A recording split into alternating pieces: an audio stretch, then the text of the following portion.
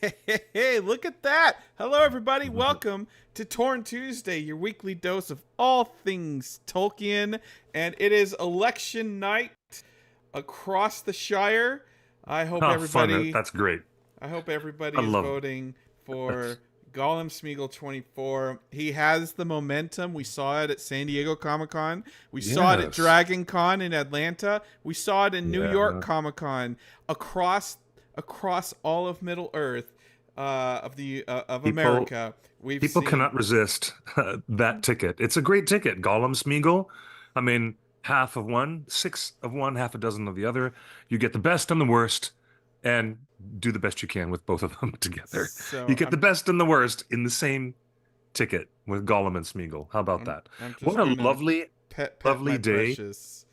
I'm Uh, just, you know, what I'm gonna, this is my precious. I'm gonna pet my I voted sticker, which is on my keepsake ABC concert tour t-shirt with Martin Fry and ABC. And look at this. I see Look at Higgy this. Baby is wearing his Gollum Smeagol shirt. I saw your tweet. That's wonderful to see Oh, the Higgy. support for our candidate of choice, Gollum Yeah, Smeagol 24. Now, I it's know great stuff. a lot of you might be supporting the other candidate ticket that Viggo Mortensen was supporting on the Colbert show. Oh, yeah, that. But Cliff, Frodo, Sam 24, like we've been there. We know their agenda. Like can you really get behind another Frodo Sam ticket? I mean, they've been reelected 8 times at this No, point. It's time for a change. it's term limits. We should talk about term limits when you are appointed the very important post of being mayor of Mickle Delving in the Shire. When you're the mayor, it's an important job, but we should talk about term limits. That's why I voted. Look at how good this looks. Term It's limits, but so also good. I like term limits, but also age limits. Look, Frodo is very old. I know he doesn't look like it. What are you But talking about? Frodo's so old. I mean, you saw Okay, no. how old Bilbo was. He was 111th. I mean, can we really trust that they Too even though funny. Frodo looks young, he isn't losing his marbles? Can we trust that? True, we can. We can trust. You can trust that if I can find my Gandalf for president button, one of those original ones that says Gandalf for president, the ones they had decades ago before I was even born, I tell you, really, well, but this shirt is so great. Yeah, we have news. We have news. We have decided to present ourselves here at theonering.net as the best possible counter programming to doom scrolling on your phone, which you don't want to do, or watching things on the results coming in stupid. No one wants to watch that I right know now. I'm getting Let's just relax notification. and we're going to talk. You're getting notifications, but guess what? I'm not. I'm here to talk to this crowd. Look at, I want to say welcome. Welcome to all of you, wonderful people on Twitch, Twitter, Facebook, YouTube, and you're streaming with us here, coming straight from our Discord servers to come and talk with us live. Lovely, active group of people in the live chat. And isn't it great to have counter programming so you don't have to watch That's election right. results? We're here. So much better Anonymous to girl be and a bunch here of people in with the chat us. room are saying, "When do the Shire election results come out?" Well, here's the thing: we're just gonna stay live until we Oh know. my gosh. All So right. I got a funny feeling. No, we're not going to stay live. We're going to have a what do you mean regular. we're not? We're totally staying live until this thing is called. Like No, I'm not. I'm doing a regular length show. What about you? Here's the funny I thing. came prepared. I'm I've got energy drinks with Hera.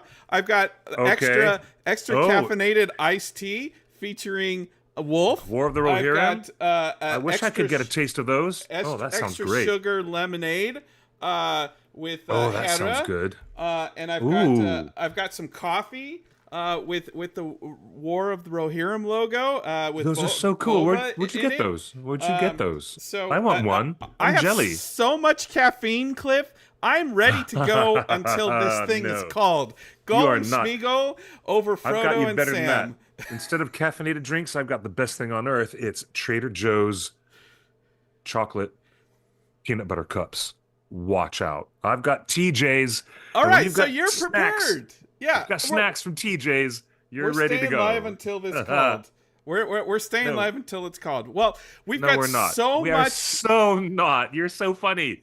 Okay, but we have a lot of seriously, folks. We've got news. We have sad news, happy news. But before we get to that, how much do you want to bet? And let's start making a little wager right now. Let's go to Um, Vegas, make a little no, wager. I'm You and done me, with the Justin. betting. No, no, no, Done no. with the betting. Okay, go Let's ahead. make a wager that when the Tales of the Shire video game comes out, the developers will do an add-on, like an extension for the game, where you can actually participate in voting for Samwise to be mayor of the Shire. I think that would be a lovely addition to be able to vote for Samwise Gamgee in the Shire Well, elections. let me That would be, ask. and that would be the Could video game where you would do that, is but Tales of the Shire. I thought that the Right. game doesn't take place in the Shire. It takes place where Brandy In books are from. Bywater. In It takes Bywater. place.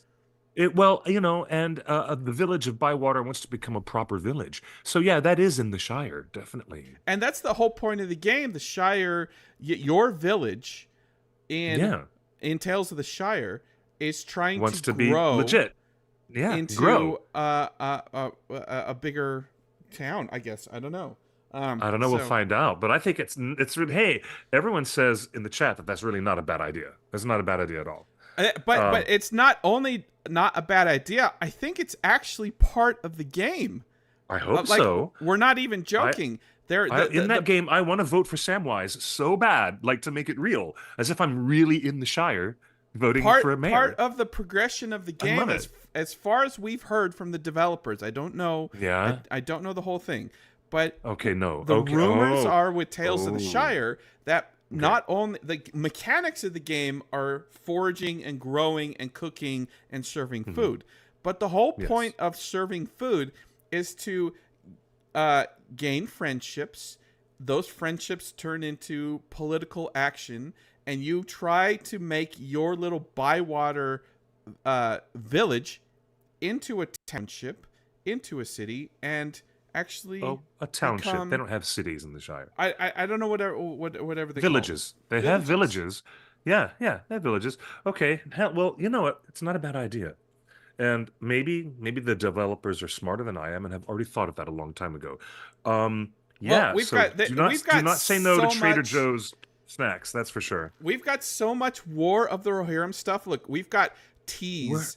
We've got Where? teas and I lemonade. want to know where you can and we're get gonna those. we're gonna talk about it in just a few minutes. Okay, we've okay, got okay. exclusive interviews. Cliff, I didn't even tell you this, but I just got a Google Drive folder full of video interviews from Ashley, our friend Ashley, staff member. Oh, how Torn. lovely. Yes, I love Ashley. She's been a great volunteer. Interviews Great volunteer. with Jason DeMarco and Gaia Wise and Phoebe Cool.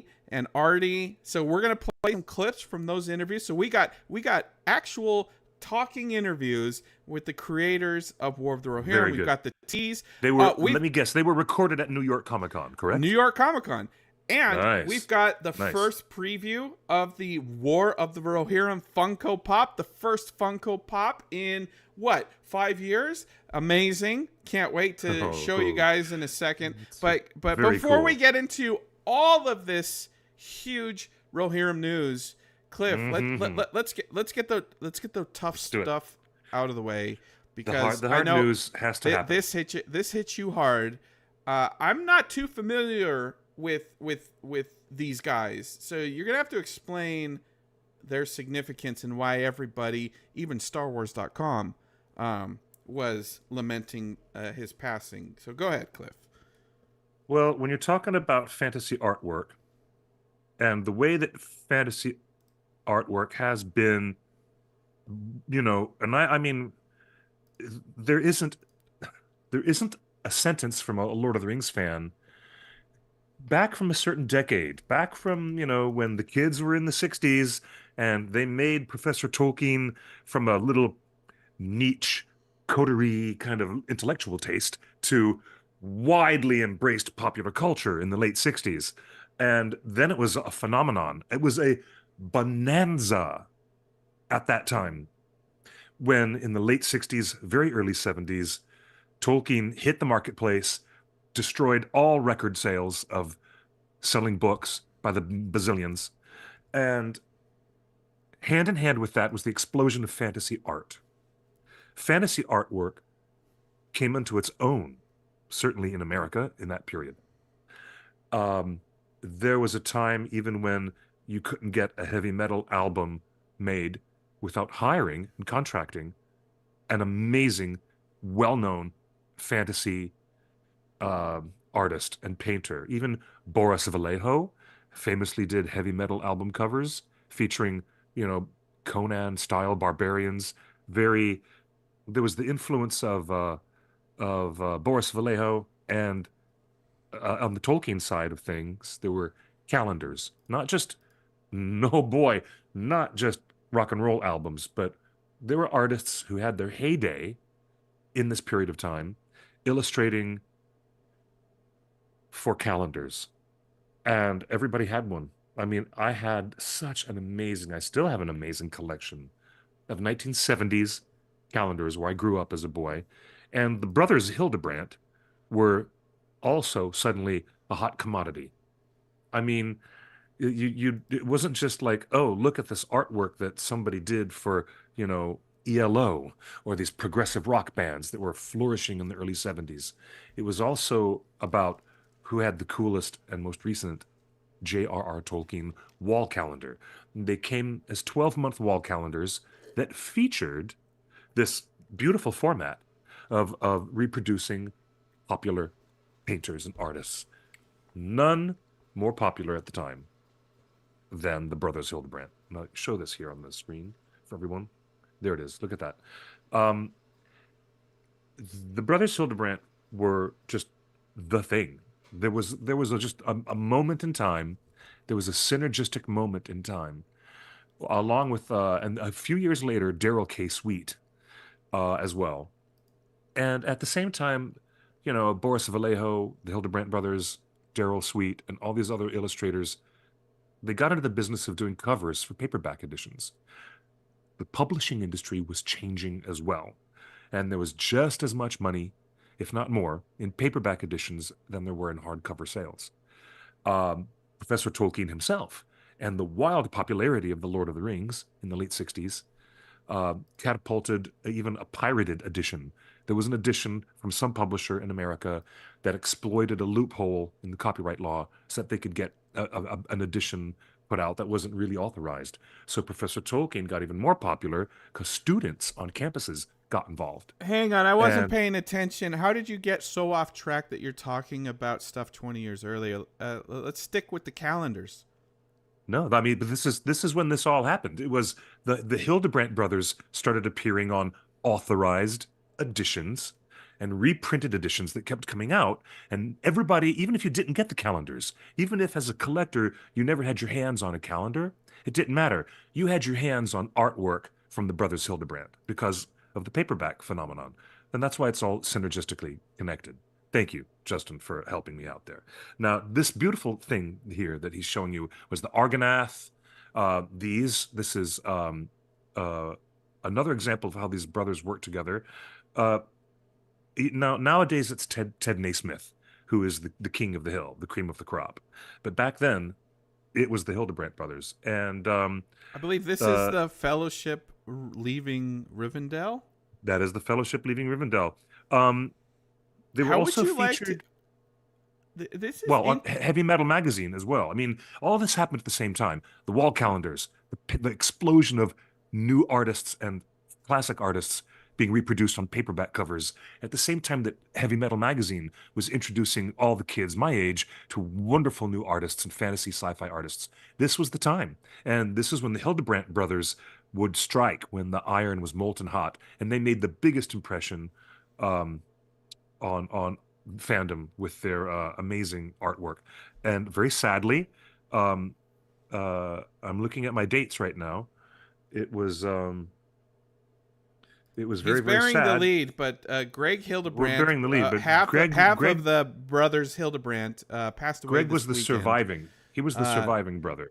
Well, he's not survived anymore because he passed away. He was. That's true. But he outlived his brother by quite a long time. Well, only And 10 years or so, but he was still yeah, painting all the way up into the end. In fact, he had a he very was. active Instagram and YouTube channel. If you find him on YouTube and find his that like he was posting videos on how to paint, and I mean, look at him, and like he's still painting, and his illustrations in the back there are still as detailed as ever. Uh, uh, Yep. incredible talent. Yeah. And the Hildebrandt brothers. Correct me if I'm wrong, Cliff, but Tim, for I believe for Tim died in 2006, and so I think his brother outlived him by about 18 years. yeah, Yeah. but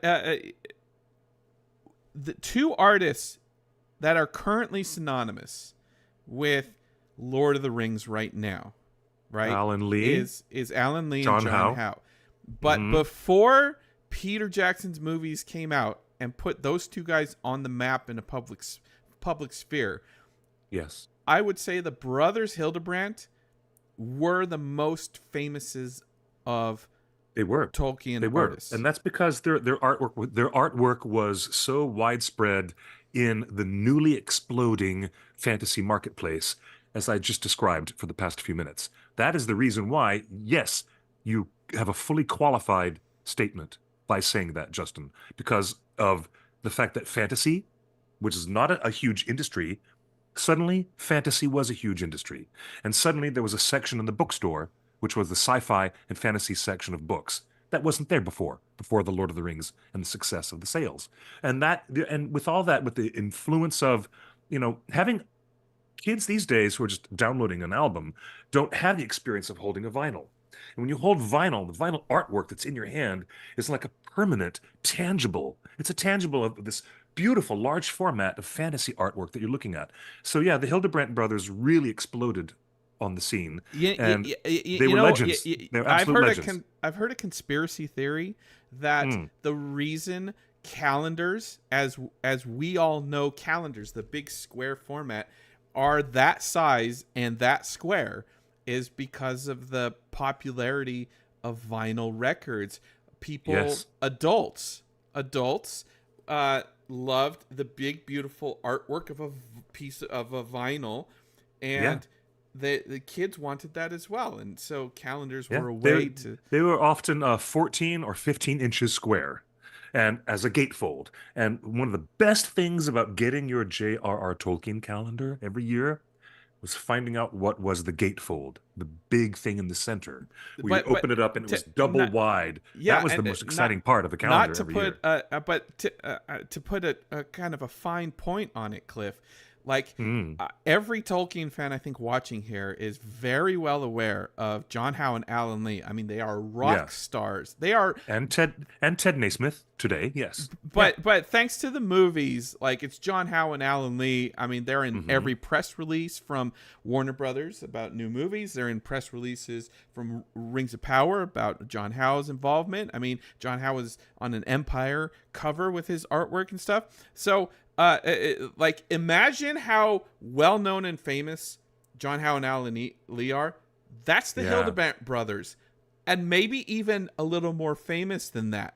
I mean, Yeah. these guys are Absolutely. the kings of Yeah. fantasy and sci-fi art. I mean, I'm just showing Absolutely. you a I couple agree. here, and the Hildebrandt artwork defined Lord of the Rings for 40 years. Sure did. From 1970 all the way up to 2001 when the movies came out. I mean, this Hmm. is just iconic, right? And Yeah. none of these paintings look like what Peter Jackson, Alan and Lee and John Howe did for the movies. So I find it fascinating, Cliff. How could Peter not be inspired by the Hildebrandt brothers? What do you think? Like, if these guys are so influenced Tolkien imagination and fandom for so long, Hmm. how did none of their designs get into the movies?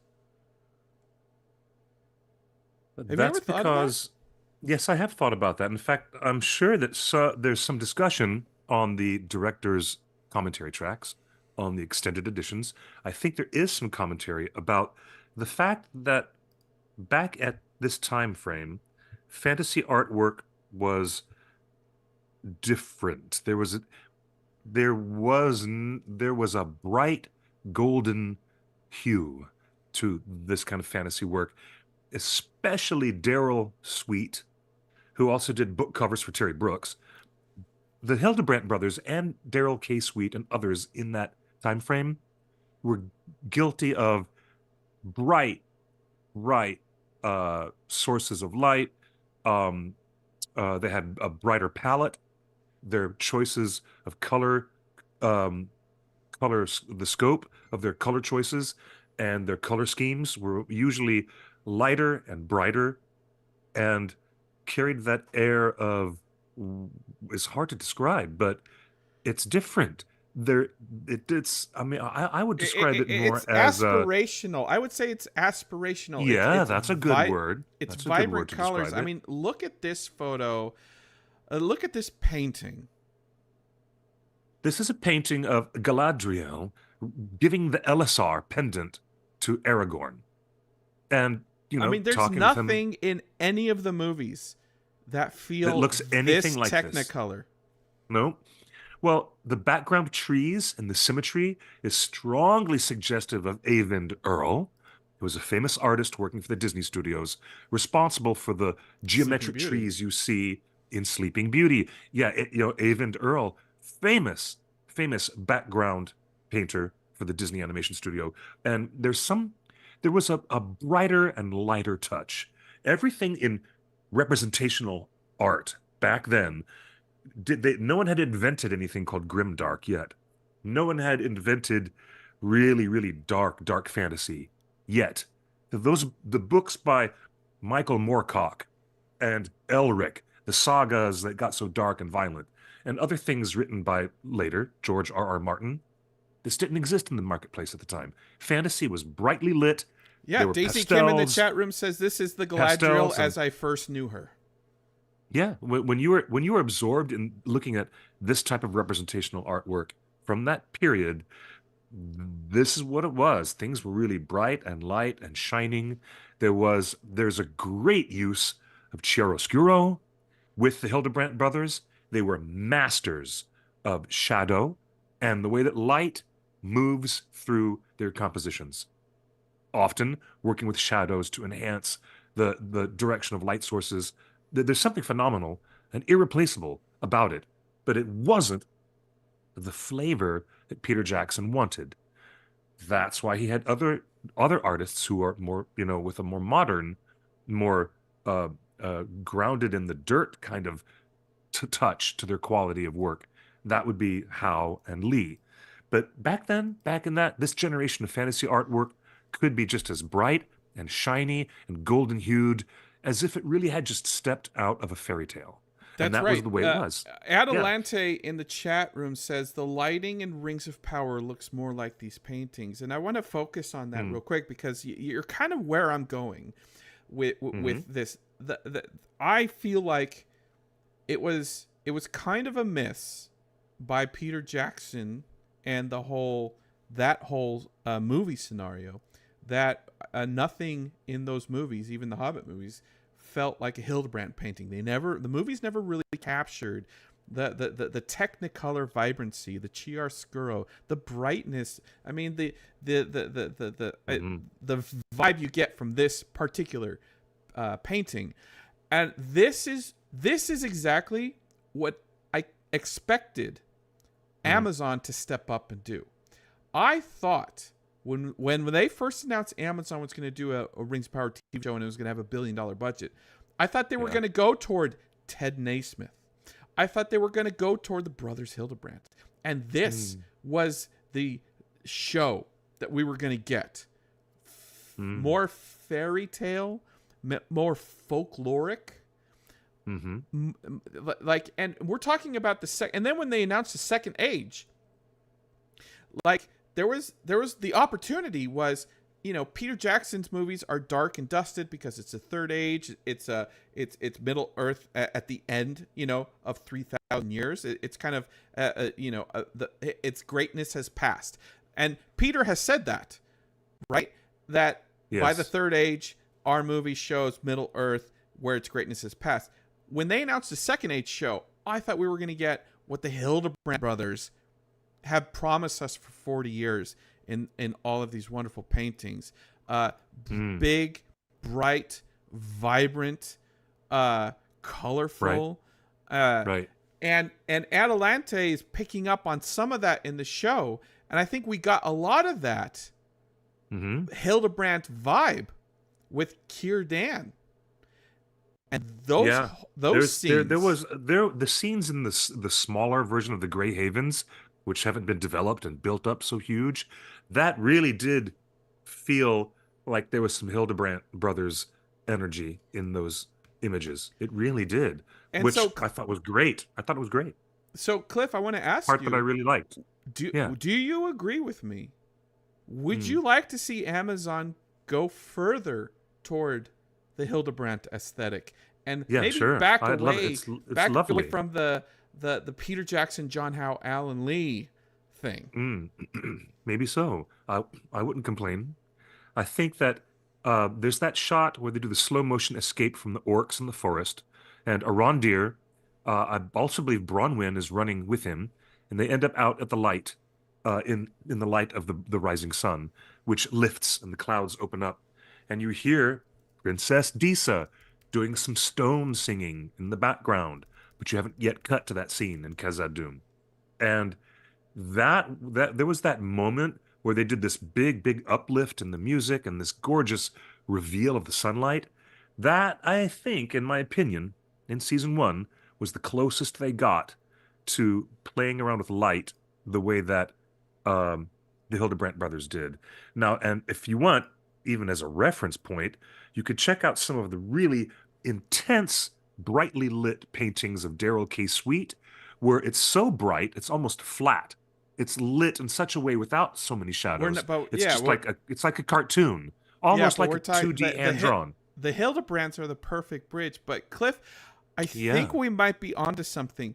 Look at this. Let me bring it up on screen. You won't believe this. All right, we like this photo, right? It's lovely. It's the Fellowship leaving Rivendell, There's right? many more things to show of the Hildebrandt Well, brothers. Cliff, Let's take a look at the next one. look at this final shot from season 2 of Rings of Power. Mm-hmm. Yeah. Yeah. Oh, look at them side by side. Yeah, I see the point. I see where you're getting at. Yeah. Yeah, I I can mean, see that. Cliff, we're there. They're listening. Like this is it. Yep. I mean that ending to season 2 of Rings of Power Wow. Yeah, I can see exactly what you're is going for there. straight out of Hildebrandt. And so when fans are like, wow, that ending's incredible, even though, like, how did Galadriel survive that fall or whatever like that, getting past some of the logic concerns, the visuals by the end of season 2 and sprinkled throughout season 1, but especially at the start of season 2 with the Círdan and that area, and then ending season 2 with this shot. I mean, Cliff, that's straight out of the Hildebrandt aesthetic. Not Is bad. it not? Not a bad connection. Not at all. Raise your hand in the chat if you have a copy of Robert. Is it Robert Forster? It's the Guide to Middle Earth, the A to Z Guide to Middle Earth, which has that illustration by the Hildebrandt brothers with the whole fellowship marching across. In fact, you showed it earlier in the broadcast, Justin. People in the chat room are talking about the Prancing Pony podcast has an interview with Greg Hildebrandt that's worth checking out. So find. Yeah, that's find the that. one. That's on that Fellowship of the Ring illustration. for the 1976 Ballantine Tolkien calendar. That was also reproduced as the cover for um, the Foster's Guide to Middle Earth. I And have a copy also, right here. according to Wikipedia here, this is the particular Robert Foster, painting yes. that inspired John Howe to become a Middle Earth artist. Wow. Yeah. I mean, but this particular painting is a dynamite look at keeping a light source in a very specific way and the shadows of the characters, you know, uh, managing to march together in alignment without casting shadows on the people who are standing right behind them. It's a magnificent trick. Photograph that in real life with the Fellowship walking towards that light source as the sun is setting in the west, and Gandalf would be putting a long shadow on Legolas. But because it's a painting, and because they can trick the light, it reads beautifully. It's a very specific style. So That the so as Hildebrandt much brothers as were masters of this. as much Masters as of John this. Howe and Alan Lee inspire us right now, this Yeah. generation, to be better artists, who inspired them? The brothers Hildebrandt. This is how powerful and how successful and how established and just, I can't overemphasize how important they are. But Cliff, let's take it one Yeah. step further. Let's take it one step further, because the brothers Hildebrandt are responsible for the iconic very first Star Wars poster. Yes, that is Greg Hildebrandt, Yes. before his passing, Yes. who with his brother painted a New Hope poster. Yes, That the is the most iconic one. iconic. That is the most iconic poster. Oh And my gosh, this that is is the this most is iconic poster. this poster was painted before Oh my they had the gosh. likeness of Mark Hamill and Carrie Fisher in there. So Yeah. this is the first, and this is the icon. The artists were guessing of what these actors were going to look like. They didn't know yet. So Wow. this is how big Wow. Greg Hildebrandt and the brothers Hildebrandt were. This is how big they were. They Yeah. did the Star Wars poster. Yeah. They did Great. Great point. They did the Star Wars poster. The most iconic, the biggest movie in the history of cinema. These And guys did it. surprisingly, Lucas got the brothers Hildebrandt to do this poster for him. It might have been someone through Fox, through the studio. Maybe. And right down the hall, Steven Spielberg was getting Ansel to do illustrations for the Indiana Jones movies. Remember? And he did great posters for all of Spielberg's films. But this is so magical. This is history. It's film history. It's film history. It's history. And but it also reinforces what I was telling you guys at the top of the show.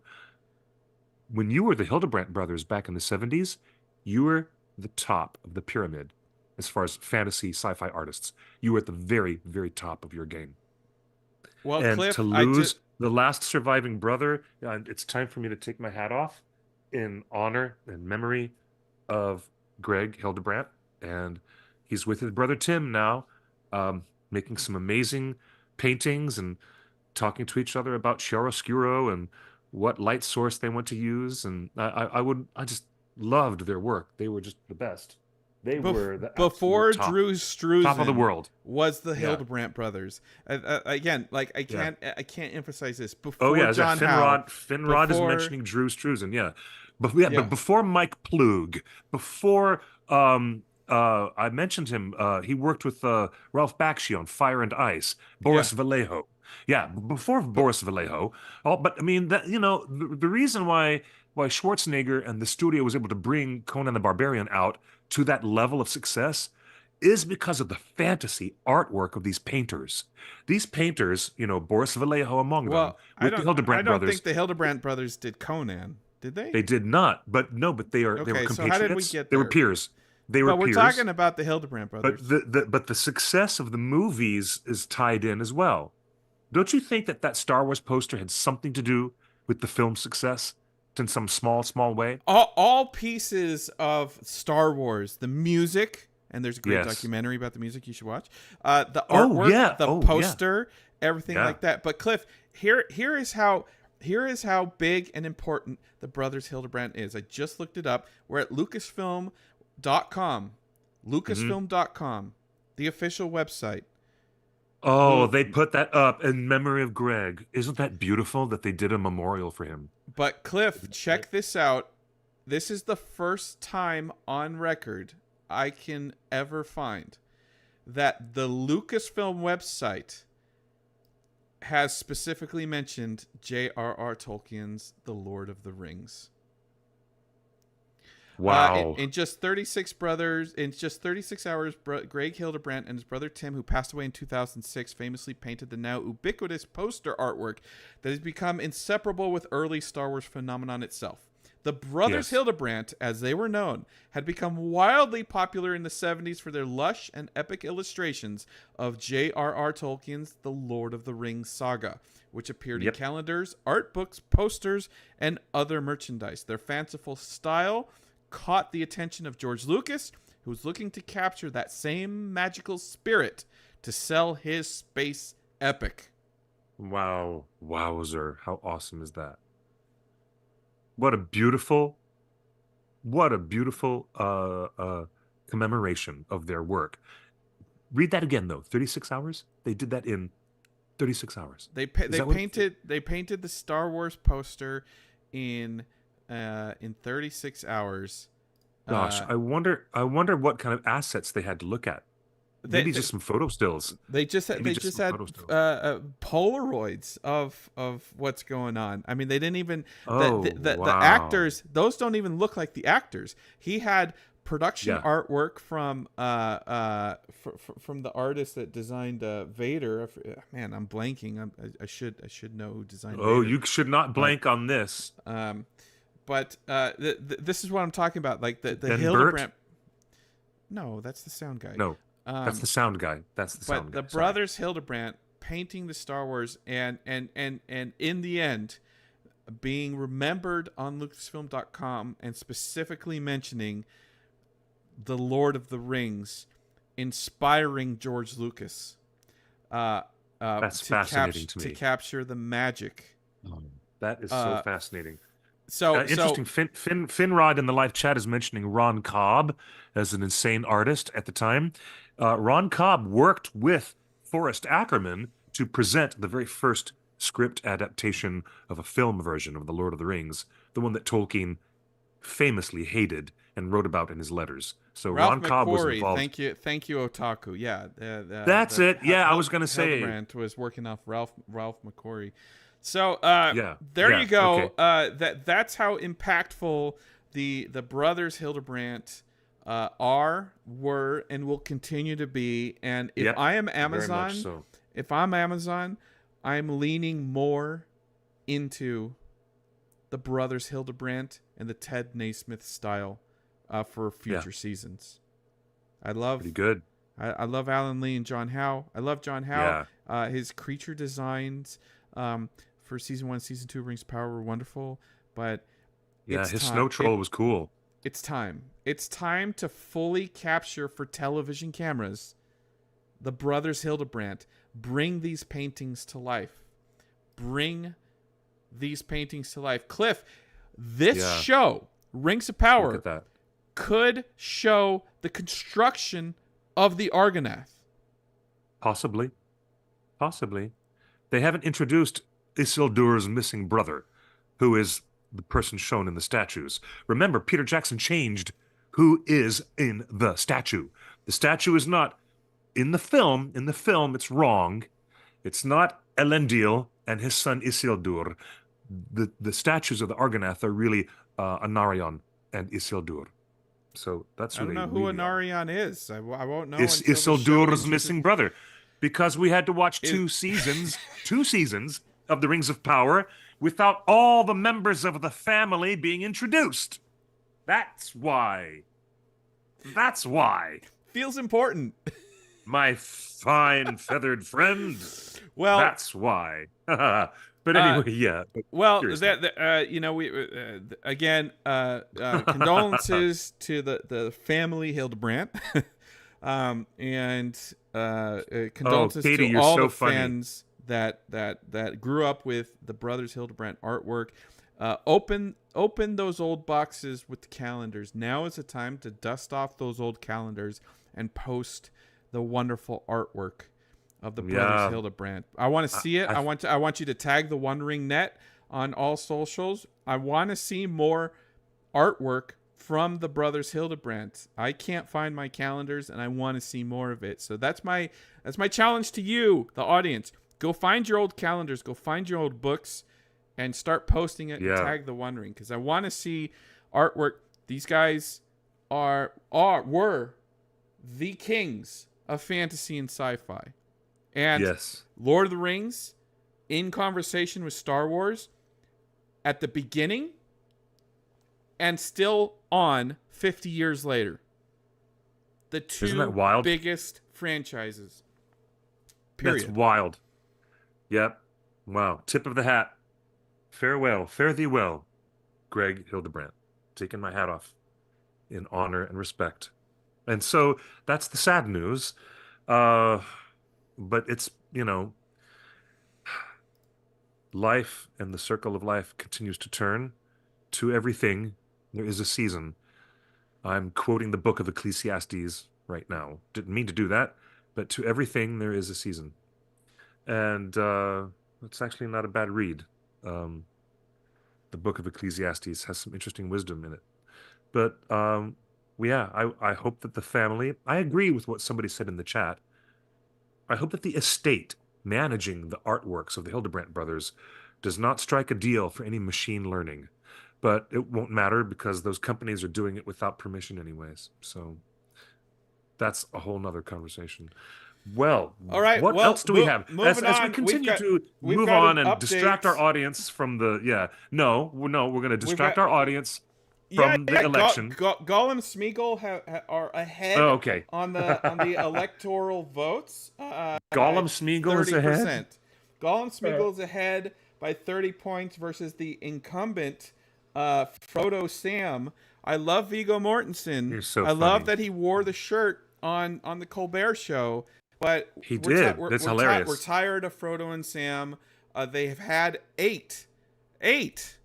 Yeah, we need term limits. Frodo and Sam, term limits. Come on, You're so funny. If Frodo's so You're old, so funny. Frodo just needs to step aside. I think, and You are there are terribly rumors funny. Frodo will step aside pretty soon and go off to the Grey Havens. There Grey are Havens. rumors. Let's check in with Gimli.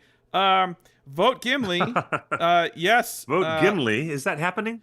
Certainty of death. Small chance of success. What are we waiting for? That is your funny. write-in. That's your third-party That's candidate. so funny. Do not. He might be short, but he's not a hobbit.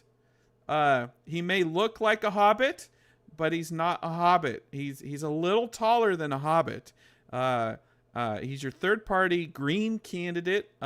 We do not recommend voting for Gimli and spoiling one of the You're other. too funny. So You're too funny. checking in there. You are so funny. All dude. right, well, That's let's hilarious. move on. We've got so many announcements here. Cliff, check this out. Funko has announced. Look But at this. They have the merchandise. They've got the merch for the War of the Rohirrim, while the Rings of Power has no licensing for any toys or any merch of any kind. These New Line Funko Cinema Pops is obviously laying that's down Wolf, the tracks. That's Hera, and that's Helm Hammerhand. Look, And Helm's Wolf. Deep. You want Helm Hammerhand Wolf. because of Helm's Deep. Cliff, you're the linguist here. Is it Wolf or Wolf? I think it's actually Wolf, but I like the way it sounds with that kind of Germanic Wolf. I kind of like that, but that's just an affectation, really. That's just my own personal affectation. I think Wolf is fine. What does it But I say about the I prefer the fandom Wolf. where everyone's first reaction to seeing these War of the Rohirrim Funko Pops was, oh my god, I feel depressed that I don't have Rings of Power Funko Pops yet. Like the frustration was immediate. I know. The frustration is still there because the collectors are very real. Collectors have a collector's mindset about this kind of thing. It's very real for them to miss out on one of their favorite franchises, especially the fans who are really, really enjoying the 2 seasons of the show, and they want to have some lovely merch to go with it, but they can't. So there you go. That's that. It feels like Warner Brothers marketing, Warner Brothers licensing has been paying attention to the fan discourse around Rings of Power and stepping up in major ways. I mean, everyone's been begging for Rings of Power Funko Pops for 2 years now, and Rohirrim comes to the table first. Yes, I want a Damrod Funko too to go right alongside my Balrog Funko. It's been 5 years since I bought my last Lord of the Rings Funko, so I'm looking forward to these new Funko Pops. I have Gandalf the White and Treebeard. When they made the Treebeard Funko Pop, they made him in a big box. He's a big, oversized guy, to be a little bit bigger in scale than the other pops. But funny person who just said that in the chat. That Helm Hammerhand does not look too far off as a toy from Odin from the Marvel Cinematic Universe, played by Sir Anthony Hopkins. Not too far off from an Odin looking. These shape. are shipping this week, so you can order it at Entertainment Earth. You can find it on Amazon. You can go to the Funko shop. But check your local retailers. Maybe Hot Topic will have them. Maybe Barnes and Noble will have them. Do shop local. Support your local, even if it's a chain store. If you shop local, that chain store like Barnes and Noble hires local people to work in it. So if you want to Yes. support your local people and not like some big warehouse, on the outskirts of town, shop local as much as you can. These Funko Pops are shipping this week. They are, if you order online, they'll ship to you. Otherwise, they are shipping to stores this week, which means they'll probably be available in stores next week because they're all shipping at the same time. I'm looking forward to wandering into the Funko shop, which is across the street from Amoeba Music, right here on Hollywood Boulevard. It's 1 or 2 blocks away from Scum and Villainy Cantina. There you go. Also shipping right now, people in our Discord are posting pictures of their War of the Rohirrim official visual companion. They have arrived today.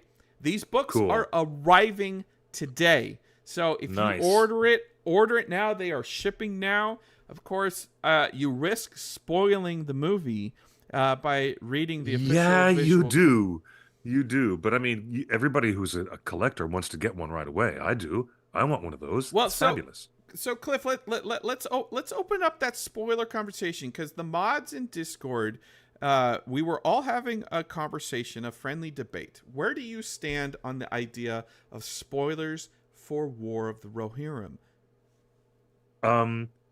Where do I stand? I want to avoid spoilers. The whole story. You know the story. Yeah, I know the story, but the story in the books does not include Saruman walking and talking around. The story in the books does not include the Watcher in the water. The story in the books does not include a Mumakil, diseased and crazy, running amok, attacking people out there in Rohan. And all possibly these amazing Treebeard, the Green Dragon gossip from last week. We reported that was great gossip from last week. Yes, so I don't want to be spoiled. In general, I want to go into every Lord of the Rings movie and every Christopher Nolan movie and every Miyazaki movie not being super spoiled. And it was hard. Let's look at a comparison. Do you know how hard it was for me to avoid spoilers for The Boy and the Heron? Because it had been released in Japan 18 months before it had been released here domestically in the USA. Okay, I had to avoid spoilers for a long, long year and then some. So let me throw this back at you. Let's say you go to the early preview screening of War of the Rohirrim this weekend here in Los Angeles. Yeah. What do you do about spoilers then? Do you post about the movie? Do you go on Discord and talk about it? Yeah, I post about the movie spoiler free. I know. I very much post my enthusiasm or lack of without spoiling. That's what I would do in an ideal world. Do you feel that you're missing something by not watching it on opening night with fans, hardcore fans, and going to like an industry screening? Yeah, but if you're in an early screening that's been leaked to fans, it's usually pilfered with lots of fans who are bringing their own energy into it with their own excitement. But yeah, there is the possibility that going to early screenings is gonna take away that moment, that magical moment. Maybe there would be a little bit of diminishment, maybe. But I can handle it. As a journalist, as a professional, I can handle it. I just don't want Twitter and things like that and Facebook posts to spoil it for me. All of my friends have said, I got confirmation for our tickets to go and see it, and I don't. There's no confirmation, so I don't think I'm on the list. Wait, So you have friends that got in and you haven't got in yet? No, I got no confirmation at all. A lot of my other friends got confirmation for those tickets. They know your name. I don't know.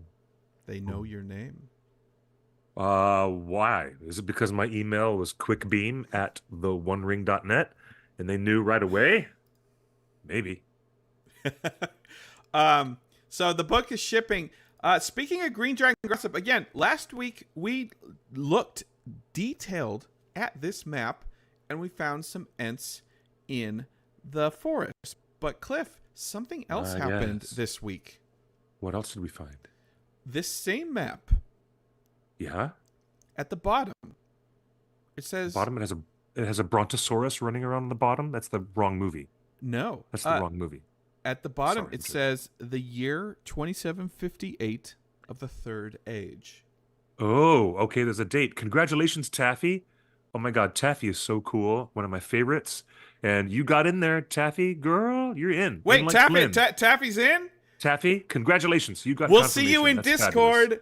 We'll see you in Discord this weekend. The mods were just talking about it this morning, how we want to handle maybe create a spoiler thread for people that are going to these early screenings. Because, folks, this isn't the only early screening. I believe that there's going to be dozens of early screenings over the next 5 weeks for War of the Rohirrim. So I think we're going to create a nice, safe place in Discord for people to talk about the movie that have seen it and people who don't care about spoilers. Anyway, back to this map. Cliff, last week we told you is Saturday. This Saturday, it's coming up real fast. That's what I had. Yeah. I told you Saturday.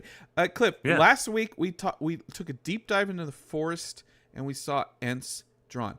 A Twitter person pointed out that at the bottom it says the year 2758 of the Third Age. You know what that means? According to this Twitter user, 2758. What? My goodness. What does that say, Cliff? You tell me. Wait a minute. Hold on. 2758. Thorin is alive?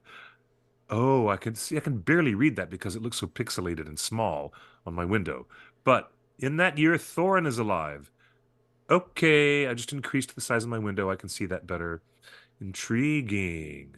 So what do we do? What are the impacts? What are the impacts with What do we do with that information? Well, yeah, talk to me. I don't know. What do you mean you don't know? Are the dwarves already nomadic by now? If Thorin is alive? Well, at this point, if Thorin is alive, he would be over in the Blue Mountains, not so far from the Elven Kingdom of Lindon, right? There, adjacent to the Grey Havens. And if Thorin and his cousins and brothers and his nephews, Fili and Kili, they're all hanging around in the Blue Mountains, which is right there on the coast. But they're not doing anything. Listen, my final sentence is that the dwarves being there are not necessarily doing anything of consequence that would impact a story based in Rohan. I don't get it. What could the possible causal connection be here? Well, I want to know. Thorin was not born nomadic. He was born while the dwarves had Erebor. Thrain was on the massive throne. Kingdom in the Lonely Mountain. Yes. So is in 2758 is Thrain the king of Erebor? Has the dragon not shown up yet? And secondly, I could see a potential of Thrain and Thorin showing up at the same time that Saruman shows up because of the wedding. Is it possible that Hera's wedding has invited all the free leaders of Middle-earth, including Thorin and Thrain? Is that possible? Will we see dwarves in War of the Rohirrim? Smaug destroyed the city of Dale and attacked and destroyed Erebor under the Lonely Mountain in Third Age 2770. That's when that happened. Okay? So they're nomadic by now. Yeah, they well, no, this says 2758, right? Right? Then Smaug has not attacked. They're living in Erebor in 2758. So would you like to see King and Prince Richard Armitage returning as a voice? That'd be fabulous, but just as a cameo, yeah, but I mean, the wedding doesn't happen because Hera does not want to get married to Wolf. And the whole disagreement about it. What is Saruman walking into then? I thought in the trailer we speculated that Saruman is at a wedding. I didn't. No, Okay. I wouldn't speculate that there's any successful wedding that's arranged at all. Is there an event? Is there a gathering? Is there something that I don't know. that the King of Rohan, whoever it is, would Can't be imagine. inviting Saruman and Thorin and Thrain? Otaku says, Otaku Senpai in the chat room says, Thorin is still just a young tyke, just. Well, let me tell you this. Here's my headcanon, and you'll never convince me otherwise. Well, I need to correct what I said several minutes ago about Thorin and his cousins and his nephews being in the Blue Mountains. They were all in the Lonely Mountain in Erebor at the time. They're in the at least Lonely we got Mountain. that right. So, We got that right. Okay. just like most people think most dwarven women have beards that make them indistinguishable from the males, which I think was just a passing joke in the Peter Jackson movies. Like, the women, some of them have beards in Rings of Power, but they're not pronounced. I mean, it's fine. But my They're just headcanon, sideburns. my headcanon is dwarven boys have deep voices like Richard Armitage from a very young age. But he's only 12 years old. Thorin is going to be only 12 years old at the time of this dwarves movie, come the out of War the Rohirrim. womb with a deep voice. And fully bearded, I'm sure. You're Well, so silly. No, the they beard don't. thing, whatever. But my headcanon is the dwarves come out with a deep gosh. voice because the Funny. survival underground demands voice. I don't know. Like, I have a headcanon that the voices are always deep. So if Okay. Thorin is a child, he could still have Richard Armitage's voice. That's what I'm saying. Well, I'm with Higgy Baby. Higgy Baby in the chat says Saruman is enough of a cameo for fan service. We don't need all these other LOTR and Hobbit characters traipsing around. Oh, come on. You're not excited about about the Watcher in the Water? You're not excited about possible Ents? You're not excited about possible Gollum? Okay. As long as it makes sense. I would love to see young Thorin and Thrain. I would love to see that. It would be a great bridge between the two trilogies. The Hobbit trilogy and the Lord of the Rings trilogy. That would be interesting. But coronation, there's no not reason. a wedding. Is it a coronation scene? Does Saruman Is there show a up to a coronation scene? Okay, I don't know. I don't know if there's a coronation scene. Well, some people will know on Saturday. Things will leak. People will be spoiled starting this Saturday when screenings begin. Okay. Yep. Daisy Kim says they have no reason to be in that area unless there's a coronation. Unless they get invited for a big event. This Saturday, I have to be dressed as Gandalf the Grey to deliver a very big Lord of the Rings wedding out on Santa Monica Beach. And I'm going to be in full Gandalf costume. It's going to be very entertaining. All right, so let's go on. Let's move on from Green Dragon gossip to gossip that turned true. A couple months ago, Kelly Rice, the Happy Hobbit, speculated. It was huge Green Dragon gossip. Remember, Cliff? She was just like, Yes, I know nothing about it. They haven't said anything. I don't even know who Paris Paloma is. But Kelly Rice said, I think Paris Paloma is involved. Well, check this out. Paris Paloma posted on Instagram this week, a dream come true to be joining the world of Middle-earth. I can't wait for you to hear the song. She's got lyrics. She's got music sheets. Here she is. Her outfit's incredible. She's drawing a wizard. Let me bring that up bigger. She's drawing a wizard on her vocals. Oh, how Oh my cute. goodness, this is so Oh, it's so cute. cool. So cute. And there she is recording. That looks like Abbey Road, actually. That's where the Beatles recorded. That is Abbey Road. Oh, that is fabulous. Look at that. That's Abbey Road. She recorded. Paris Paloma recorded at Abbey Road. That's incredible. I recognize that studio anywhere. I've been in it. Thank you very much. Let's take a listen at this. Yeah, let's listen to it.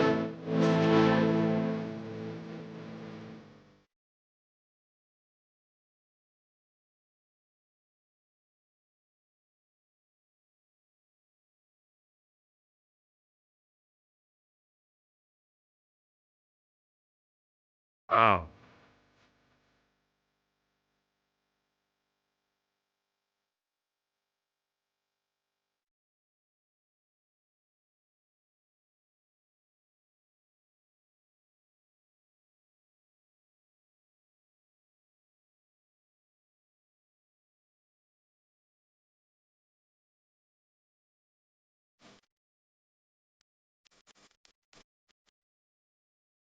wow. Cliff, How awesome is that?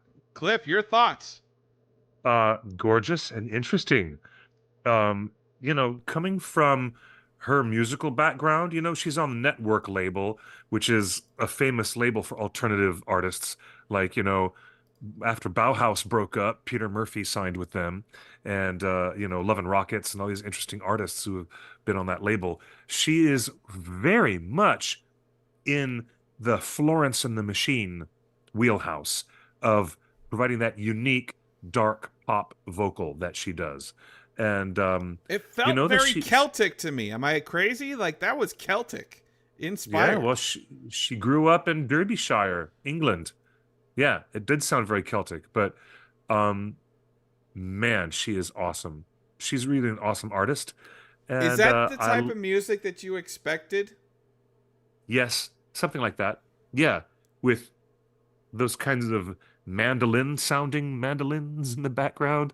Huh, how redundant. They were mandolin sounding mandolins. Terribly redundant of me to say that, but that is really cool. I dig that stuff. Does it fit right in with those that have come before, including Icy Hmm. Fire, including The Last Goodbye, Yeah, including the Oscar-winning uh, songs from Annie Lennox and Enya? Into the West and Oscar nominated song by Enya, May It Be. No, this is yeah, I like this a lot. It gives me a little bit of Florence and the Machine vibes. Um, and by the look of her, you know, um, she's going to bring that very, very British and Celtic specific energy to it. It's I'm so ready. cool. I'm calling it right now. Yeah, Let's it's book cool. It's it. really good. It's Tuesday, November 5th. I'm calling it right now. This Yep. song that we just heard will be nominated for an Oscar for Best Song. Yep. Oscar nomination coming up. Hey, New Line Cinema, you're doing something right. Keep those Lord of the Rings Oscar noms pouring in. Stephen Gallagher should also hopefully be up for Best Score. We He's haven't doing the heard it score. yet. We haven't heard it But I yet. hope Well, I so. cannot judge. I cannot. But No, now that we've heard this song, I'm that putting it out is into the universe that's a quality for him. song. That's a quality Yep. song. Yeah, 100%. it's really, really cool.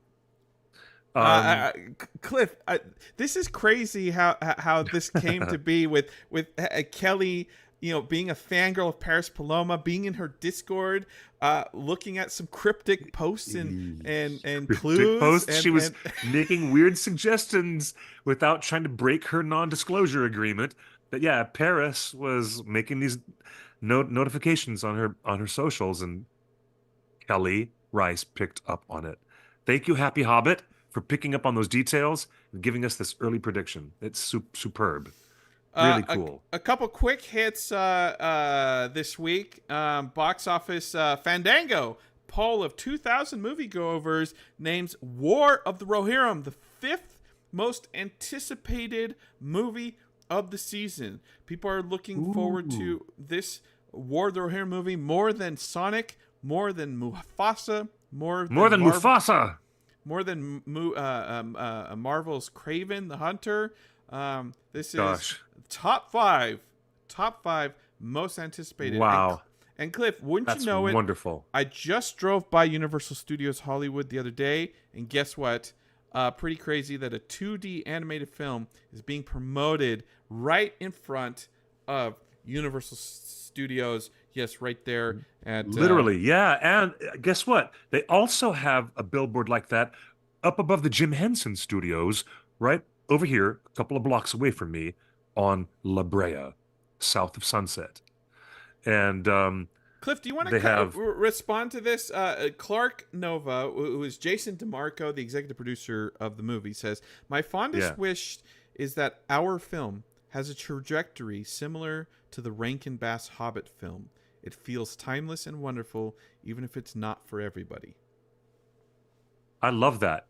I hope that they win the Peabody Award too, which is the biggest feather in the cap for the Rankin and Bass production. And it's also, a testament to the Japanese animators who worked on that at Topcraft Studio. Now, these animators working under Kenji Kamiyama are really, really working hard, finishing it up, doing all the last effects animation, while Stephen Gallagher has been posting things on his Instagram about some of the work he's doing on the score. It's all coming together. And now it's ready. This Saturday, the very first audiences are going to get their earliest sneak peek this Saturday to see the War of the Rohirrim. It's blowing my mind that it's here. Thank you, already. Angel, for jumping in and coming into the chat. We're only going to keep ramping up as we go on. So what do we want to do next? I've got some clips that we can talk about. We can show from let's New show York some of those clips Comic-Con. from New York Comic-Con. Let's do some of those. But before we do that, this tea is getting warm. Should we do our official taste test? Should we do our official taste test of the War of I the want to know. Rohirrim? I want to know, where am I supposed to go to buy these drinks? Where can I buy them? Well, let's bring it up on screen. Boom. Kung Fu Tea. We announced this. We got a press release a few weeks ago. I thought Kung Fu Tea was like a brand of tea you could buy at Whole Foods or something like that. Like some. I thought it was just like something you could buy. Like there's Lord of the Rings coffee roasters and stuff like that, right? I did not know that Kung Fu Tea is a drink establishment that's franchised across the world and across this country. But Kung Fu Tea is like a Starbucks for boba. It is a very popular in the Pacific Rim countries. It's a chain all over Japan, China, and Singapore. And then they came to America, and they're all over America. You've seen posts from Matt, Nerd of the Rings, and Tea with Tolkien. Tea with Tolkien, of course, was first to get there. But there are franchises everywhere. If you go to kungfutea.com, click on locations, you can find one within driving distance.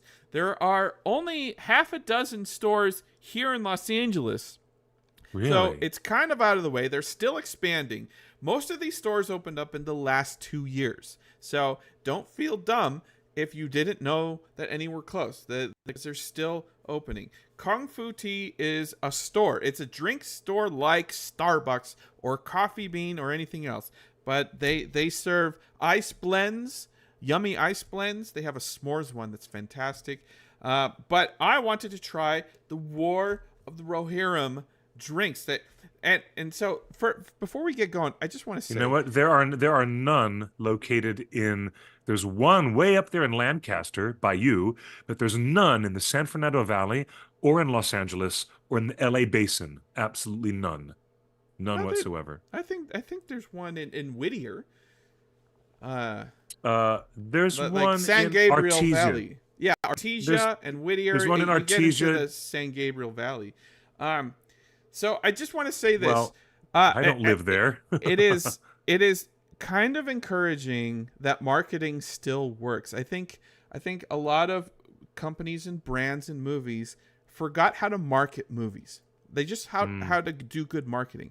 here is a company, here's a store that I've never heard of that has been opening stores across the country that is actually really close to me here in Redlands, and I didn't even know it was there until this promotion.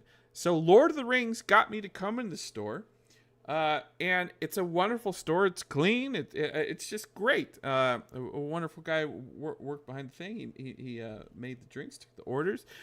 So Wow. it's Wow. priced competitively to Starbucks and Coffee Bean and anything else. If you're used to going and getting your frappuccinos and stuff like that, or your boba drinks at other places, it's priced competitively.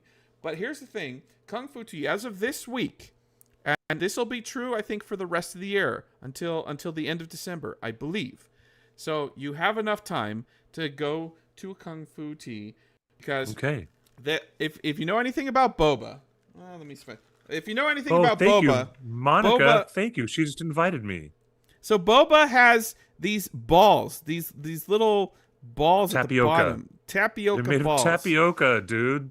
Yeah, and that's why you have these giant, freaking wide mouth straws to support the giant. I don't drink boba. I'm nowhere near a boba drinker. So this is kind of the first time I'm having boba, and the first time I'm having Kung Fu Tea, and it's the first time having War of the Rohirrim drinks. But I you love are so a good... caffeinated right now, dude. You are so I told you, caffeinated we're going all the way all night until this place is until the election is called. So no, we're not. We're doing this. Not. All right. So, You're so funny. I couldn't wait for you guys. So I had to start drinking one because it just looks so yummy. This How is it? Is it tasty? This is the lavender milk tea. Let's see if we can bring it up. Ooh, on lavender screen. milk tea. Yum. Okay. I can't. You know what? Let me. Let's bring this up. All right. So this is the lavender milk tea. You can see. Let's see if I can. There's a wolf. There. There's a wolf. All right. So let me focus. So these aren't stickers. This is actual cups. So they got branded cups. I'm going to keep these cups. I'm going to wash them after I'm done because I want to keep the cups. So yeah, that's cool. It wolf. This is the wolf cup. All of the drinks come with War of the Rohirrim. Wow. And I don't know where that QR code goes to, but there you go. So we'll find out. And by the way, the thing with boba is that every boba drink anywhere seals not with a lid, but with this plastic thing that you pierce. So like it is fully sealed. Like boba drinks are fully sealed, and that's why that's why they give you a big straw with a very sharp pointer to pierce that seal. Now, Cliff, Cecilia says they're called tapioca pearls, and other people don't even call it boba. They just call it, would you guys say you call it just bubble tea? Some people call it bubble tea, and others, like me, I've always known it as boba. The guy at the counter said technically they're only supposed to give one of these per order, but he liked my T-shirt. And he gave me two. Yes. So good. I don't know. That's great. You've got one for me. That's lovely. Thank you for getting me one. What exactly is it, though? What is it? What exactly is it? It is a shield of Rohan for the Shield Maiden of Rohan. It is the shield of Rohan with the shield from the Shield Maiden of Rohan. It is rubber. It's rubber. On the back, it says Kung Fu Tea, War of the Rohirrim, trademark Middle Earth Enterprises and Warner Brothers Entertainment. So that's the front. That's the back. There's a hole in the bottom. There's a hole in the bottom, Cliff. What for? That's what I'm asking you. I don't drink these drinks. So there's a hole in the bottom and a rubber dinghy. So what is this for? Can the chat room explain what this is for? Because I thought you might know. I think it's to cover the top of your straw. I think you put it over the top of your straw, and then that plastic dingling part will go around it, and then I think you use it to seal up the top of your straw. Maybe I'm wrong. So you're It's saying a straw cap. That's right, Katie. I guessed it. It's a straw cap. it's a straw cap. All right, let's do I this. So blindly did don't not talk. know that. All right, we're gonna I did not know that. we're gonna put this on, and then this hole goes on the straw, and there you go. Lucky guess. So there it is. That is the straw cap. Does this prevent the straw from going below the lid? It kind of does. But it also just looks cool. So there you go. There's my wolf cup with my Shield Maiden of Rohan drink topper or straw topper. Get these while supplies last. Obviously, these are in limited supply because he was only supposed to give me one per order. All right, so taste test time. Cliff, the lavender tea, the lavender milk tea, the first drink. With these pearls. And you've had most all of it now. All right, they're very chewy. They are chewy. They're chewy tapioca balls. Yes. Yeah, I kind of expected them to be like I've had the little ball things in some of the Starbucks refresher drinks, and those things just dissolve on your tongue. It was like a Tide Pod on my tongue. These do not dissolve on your tongue. These are like chewy. Yeah. Tapioca, it's chewy. Uh-huh. What's the drink itself taste like? I wouldn't say spicy, but it is earthy. Let me say that. Lavender is a good description of this drink. Lavender is it tastes earthy. Spicy is the wrong word, but there is a little bit of a tingling on the tongue. In a good way. Goodness. It's like a floral arrangement. It's like a floral arrangement. You know, like when you smell a great rose and your nose tingles in a good way. This is like smelling a nice rose, but for your tongue, if that makes sense.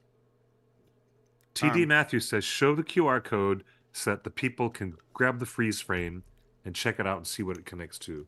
All right, here's the QR code. Here's the QR code. Straight to... I don't know. Stop talking so the camera picks this up. All right, here we go. That's the QR code.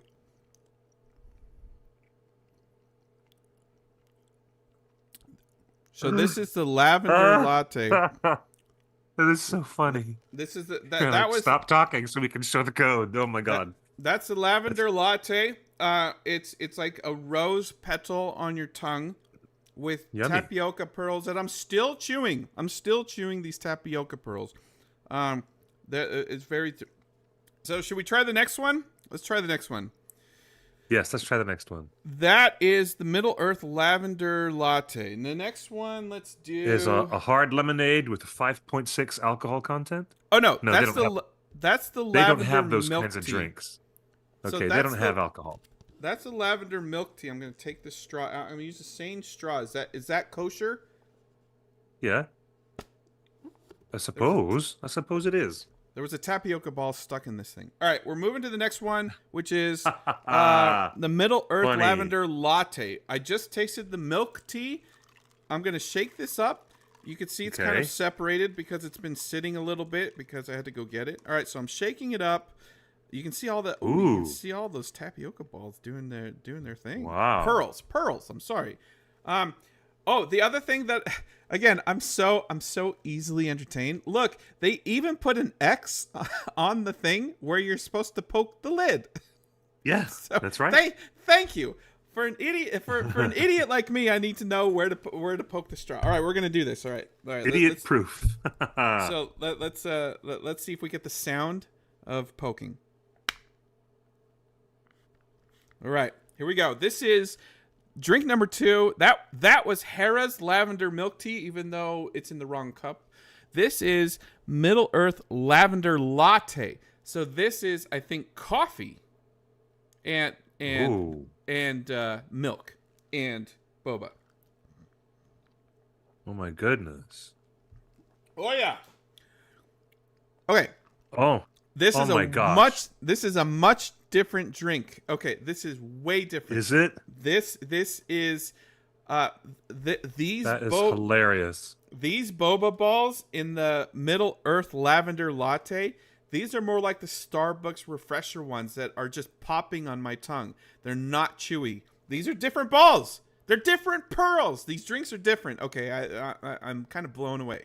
All right, this tastes like a typical coffee latte, but these tapioca pearls, I don't even know if they're tapioca because they're just exploding in like as soon as it touches a tooth, it pops. Versus these other ones that were all chewy. You're hilarious right now. Do you know that? Oh yeah, these things are still popping. They're coming up the straw much easier, so I'm actually sucking in more of the pearls per sip, and they're just instantly popping in my mouth. They have no flavor or no taste, unlike these tapioca things. These are just popping. For texture, there's not even. It's more like just texture. But this is definitely coffee and milk. This is a coffee drink. If you're a Starbucks fiend, like I am, if you're a coffee fiend, this is a drink for you. The Middle Earth Lavender Latte. Remember it. The Lavender Latte is a coffee drink with some interesting bubble textures with the fat straw, and it's got a different look. This cup has Hera on it. So there you go. Cool. We got Wolf and Hera on the two cups. That's cool. Actually, very nice. Doesn't this cup remind you of Wendy's though? A little bit, maybe not. I don't know. Oh man, the shape of it is different. I should have been drinking this the whole time. This one's really good. Oh, that's a lot of balls. Way too many balls. They went right to the back of my throat. Be careful when you sip these drinks. Be careful when you sip these drinks. You can get a lot of the pearls. Sorry, pearls back in your throat. You are so funny right now. You are incredibly unintentionally funny right now, dude. Really unintentionally funny. I love it. I'm so sorry. I'm so sorry, chat. It's hilarious. It's really dude. This is hilarious. We've got two more drinks. You can't. We got two more drinks. All right. We got two more drinks. This here. What's this called? This is the Riders of Rohan Punch. This is. You can see it's two colors. You can see there's lemonade and there's some pink flavor. There's some pink. I think it's pink lemonade and maybe yellow lemonade, but maybe there's an extra flavor in it. Let's see who's on this cup. Oh yeah, this is another. Wait, are all the large cups? All the large cups are Wolf, and all the medium cups are Hera. So if you want Hera, that we just figured it out. Order medium. Yeah, order medium if you want Hera. If you want Wolf, you get the large. All right, so this is the Riders of Rohan Punch. We're gonna shake it up. Let's shake it off like Taylor Swift. You're gonna invert it. You should invert it. Invert it. All right. Do I risk this on my computer keyboard? Not over your keyboard. No, invert it over the floor or over. No, oh my God! Do not. We're doing it. Ah! Oh my God! I can't believe you. I can't believe you. You are out of control right now. All right. So there you go. So out of control. Cliff, there are things floating in here, but they're not boba. Do you see that? It looks like pineapple. It looks like pieces of fruit. I wonder if it's pink lemonade with pineapple juice. Katie says, Justin, my stress levels. We're waiting to see you ruin your keyboard. Then suddenly, the show suddenly barfs out and it ends suddenly. Hilarious. We're doing it live. All right, guys. Again, we can go to the War of the Rohirrim.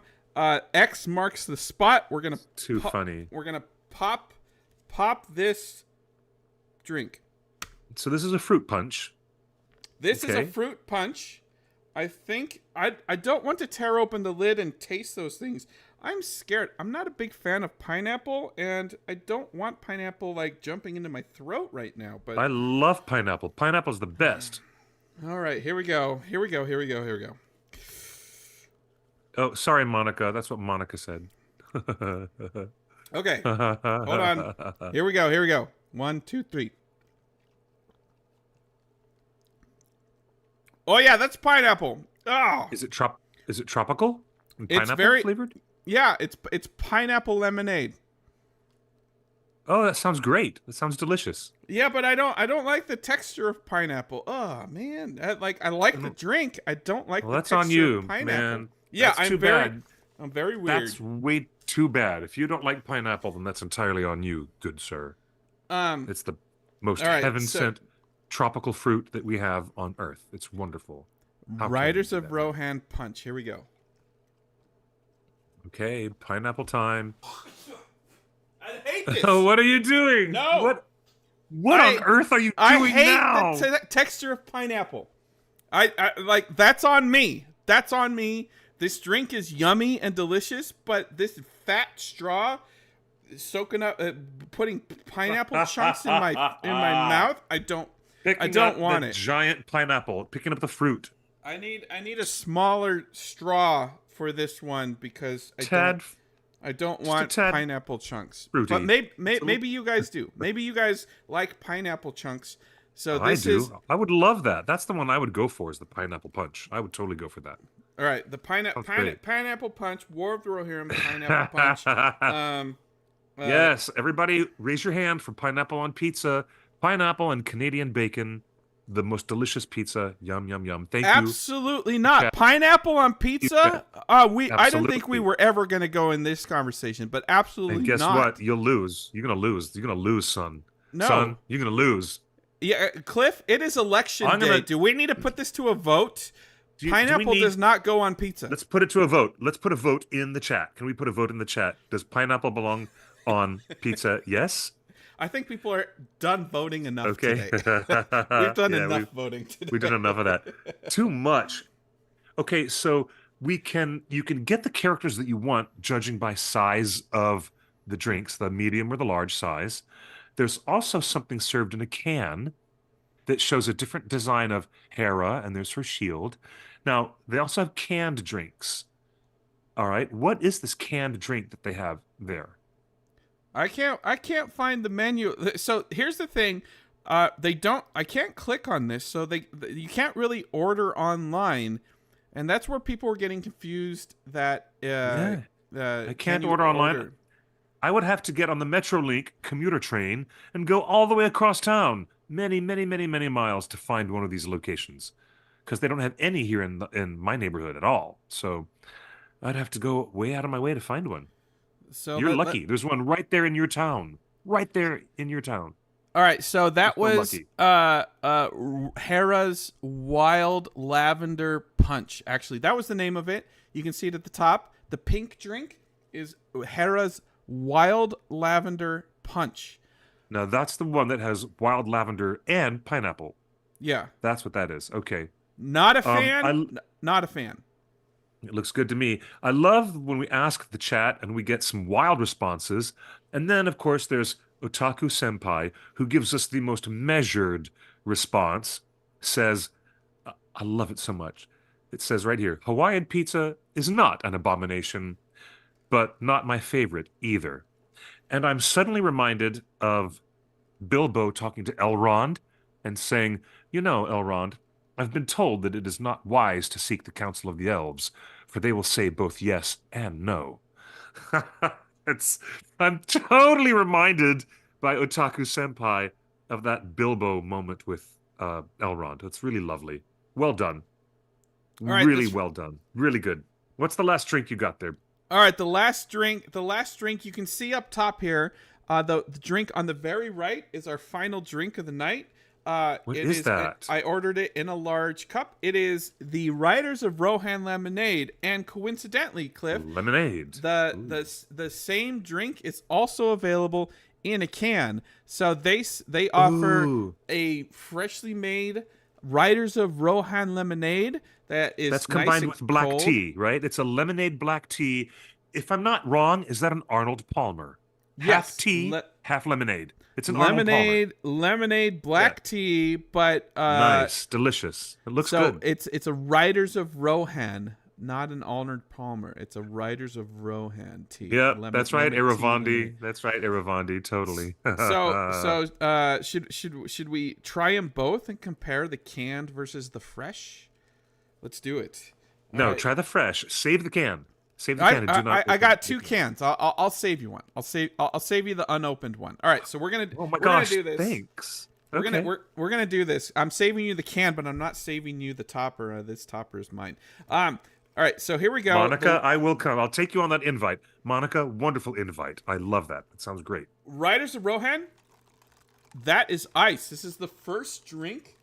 Oh no, the other ones had That- ice. It just melted because the milk melts ice fast. All right, this still has ice in it. So okay. this is the Riders of Rohan. Riders of Rohan lemonade, iced tea, black tea lemonade.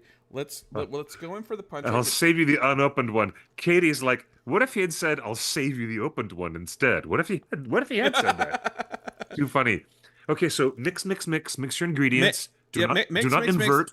Do invert over do your we keyboard. see Do not. anything floating? Do we see anything floating? There's a bunch of things floating in the bottom. Oh, there is. Look at all the Oh, stuff that's is it? floating. This Yeah. better not be the more pineapple, the more that pineapple junk. Ugh. Oh, too bad you don't have good taste in pineapple. Well, That's if really it too bad. that would be too much for your flavor senses, right? Like we have black tea, we have lemonade. Adding pineapple takes it a step too far. All right, we're going in. We're going in. Okay. We're going in. Give it a whirl. Riders of Oh. Rohan lemonade. Here Okay. we go. Riders of the Rohan lemonade. Black tea lemonade combo. Is it kind of like a tasty, straightforward Hang Arnold on. Palmer? Hang on. I mean, I love a good mix of iced tea and lemonade. Everybody loves that. It's very good. So Okay. what's the extra flavor in the bottom? What have you got? This is definitely black tea lemonade. And boy, does it have some caffeine. We are going long tonight with this drink. Wow. This You black better tea not lemonade. drink that. So here we go. Save the it. Black tea lemonade. This is the large. It's got the wolf cup. Those things in the bottom Uh-huh. are boba pearls. They are not pineapple chunks. They are boba pearls, and these pearls Yum. are not black. As you can see, they're not black. This is look at the difference. They're not black. They're very different style. They're very white. They're lighter colored. They don't have any flavor from what I can tell. Hold on, let me try again. Oh, that was a lot of them. Okay. Oh gosh. So these Are boba they- pearls are Uh-huh. halfway chewy between the milk tea, which are very Okay. chewy. These were very chewy, right? And remember the coffee where it just like melted on your tongue? These are halfway. These are still kind of chewy. In fact, there's still some in my mouth. Oh dear. Okay. So these are halfway chewy. They're not as chewy as the milk tea. They're halfway Okay. there. I like the texture here. Okay. A different consistency then. Okay. You know what? The thing with the boba is it forces you to take smaller Oh my gosh. Ladies and gentlemen, we are afraid that we're having technical difficulties. We now cut the camera from our in-house studio and go straight to Clifford's living room while Justin cleans up his keyboard, which has now been doused with all manner of tapioca balls and pearls or whatever you want to call them. We can avoid the double entendre by just calling them tapioca pearls. Come I'm back sure. to me, folks. This What is is it? what this pearl looks like. It looks like It looks like a gummy bear, a little gummy. It looks and feels like an implant, like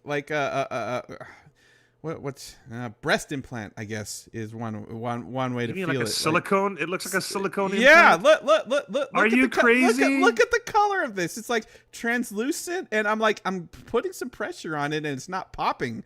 Like this isn't like a popping bubble. This is like a solid piece of boba?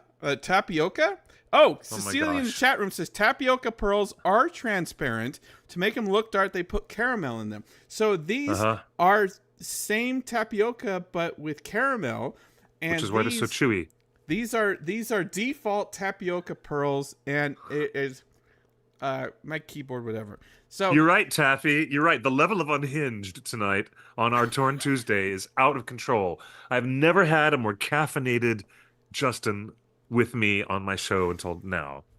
all right. So you So like some of these drinks and you don't like some of okay. the others.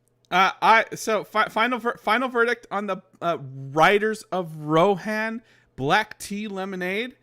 Hmm. This is my second favorite drink. The thing I like about the boba is that because it sucks up like boba, it forces you to take smaller sips. So these drinks will last you longer.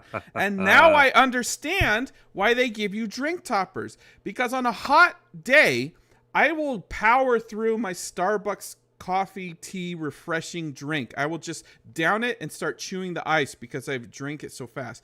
But with the boba, because things are like entering your mouth, the boba pearls, like you take smaller sips, so you'll drink this more slowly than you would a normal drink. And now I understand why they give you a topper with it, because your drink's gonna last longer. Hmm. So you need a And topper. also someone in the chat says keeps the bees out because these are very sweet drinks and you can make sure there's no bee hiding in your straw by using Oh, a cap. I like that example as well. And these are giant straws. Like you don't understand how big they are until you actually have it. Until It you feels have like a hornet in your mouth. well. Until you actually accidentally swallow a hornet. Oh my Honestly, gosh. Cliff, I haven't felt like this whole time. I feel like I'm drinking out of sippy cups. The straw is so big. This is what it felt like as a child Yeah. drinking out of a sippy cup. All right, Yeah. we got one more thing. As Cliff was mentioning, this also comes in a can. I got a few different cans. They're all the same can. It's this drink in a can, lemonade black tea. It does not normally come refrigerated. When you go to the store, Yeah. it's not a store, but when you go to the establishment and you ask for canned Hera tea, it probably won't come refrigerated. But there you go. You're supposed to take it home. So we've tried this version. I like it. The question is, Cliff, do you think there are boba pearls in the can? No, I think that's fresh made. I don't think the can has anything but, well, what do the ingredients say on the label? Does it tell you? Does it tell you on the front label? Because It I would says guess not. a refreshing blend of bittersweet citrus and bold black tea. Okay. I Well, it love the doesn't say there's any. artwork. Can we zoom in on the artwork? I love the artwork. What a That's power so move. cool. This artwork feels like early Final Fantasy. I don't know how else to explain it. Like we've seen a lot of stills from the movie of Hera and the artwork, right? Haven't we? Like, but this looks like old school PlayStation 1 Final Fantasy. No, Super Nintendo Final Fantasy. Like the artwork style is more realistic, it's more shaded and detailed. It's hard to describe, but like the artwork does not look like anime as we've seen it so far. This is much more detailed. I like this artwork. All right, we're going So in. cool. Folks, and if you care about such things, it's only 50 calories. Not bad. Wait, but is this like 10 servings? No, it says 1 serving per container. All right, sweet. This whole can is 50 calories if you care about such things. All right, we're going in, Cliff. Does this taste like this? The same thing. It should. Minus the tapioca pearls. All right, should we try Minus to the get boba. Should we try to get the sound? Ooh. All right, here we go. I don't see any boba pearls floating. All right, here we go. Ladies and gentlemen, a fully caffeinated Justin tonight is out of control. There are no boba pearls. I can confirm there are no boba pearls in the can version. It tastes more lemonade than tea. This drink is definitely more strongly caffeinated. There's way more caffeine in this, and I can taste the black tea way more. This the canned version tastes more like lemonade with tea mixed in. This tastes like tea with lemonade mixed in. Does that make sense, Cliff? Yes, it does. It does. It makes total sense. And I drink like half the can there. Ugh, sorry. Oh gosh, Justin. So You there are we so go. out of control right now. This dude. Oh, Ladies and gentlemen, we're at Moe's Tavern. Just pretend we're at Moe's Tavern on The Simpsons. And... Hey, Homer, you're not allowed to be here like that.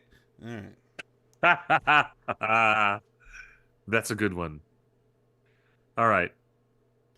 So Cliff, what drink based on my reactions that you've watched, what drink interests you the most? The one with all that pineapple, that fruit punch. I want it now. You want the fruit? You want the fruit punch? Yep, because I don't drink coffee. I don't drink things that are caffeinated generally at all. If I have hot tea, it's chamomile or some herbal tea with no caffeine. So if you're going to give me anything with, to drink, I'll take the non-caffeinated fruit punch. I'll try that. I want to know from the chat room. Put it in the chat. Which drink from what you guys have seen are you most interested in? We have the lemonade black tea, the Riders of Rohan lemonade.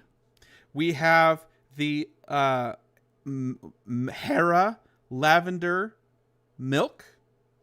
We have the lavender coffee. And we have the pineapple lemonade. And then we have the canned lemonade. Which one in the chat did you guys... Last one says all of them. All of them. Thank you, last one. All of them. That's how you do it. All of them. There you go. I am so jacked up on caffeine right now. I thought I was hyped before. Dude. You can't. You have to stop that. I do not recommend drinking all of these at once. Please take your time. You have the next 2 months to experience these drinks at your local Kung Fu Tea. Do not order all of them at once like I just did. Take your time. Just go in, order one, enjoy it on its own. Do not mix the flavors. Just enjoy them one at a time. I thought I was going to enjoy this one the most because, the black pearls. I like the black pearl. As in the curse of the black pearl. Very good. Very good. I thought I was going to like this one the most. In fact, I drank it early. Remember, we started out the show. I drank this early. But now that I've had the others, this is probably my third favorite. All right? My third favorite. We're going to go with our number one. My number one, not our number one. My number one is the coffee latte. The Middle Earth lavender latte has coffee, and it has the pearls that dissolve on your tongue. They're not chewy at all. I really like that. There's something in my mind still doesn't click about drinking a drink that you have to chew. I'm used to... I hear that is the number one complaint from non-boba drinkers. I hear that all the time. You're not supposed to chew drinks. You're supposed to crunch ice, but you're not supposed to chew drinks. So to that end, I like the Middle Earth lavender latte. Latte is where it's at. My second choice is the second to less chewy is the clear boba in the lemonade, black tea lemonade. The Riders of Rohan lemonade. I really like it. I really like this one. And this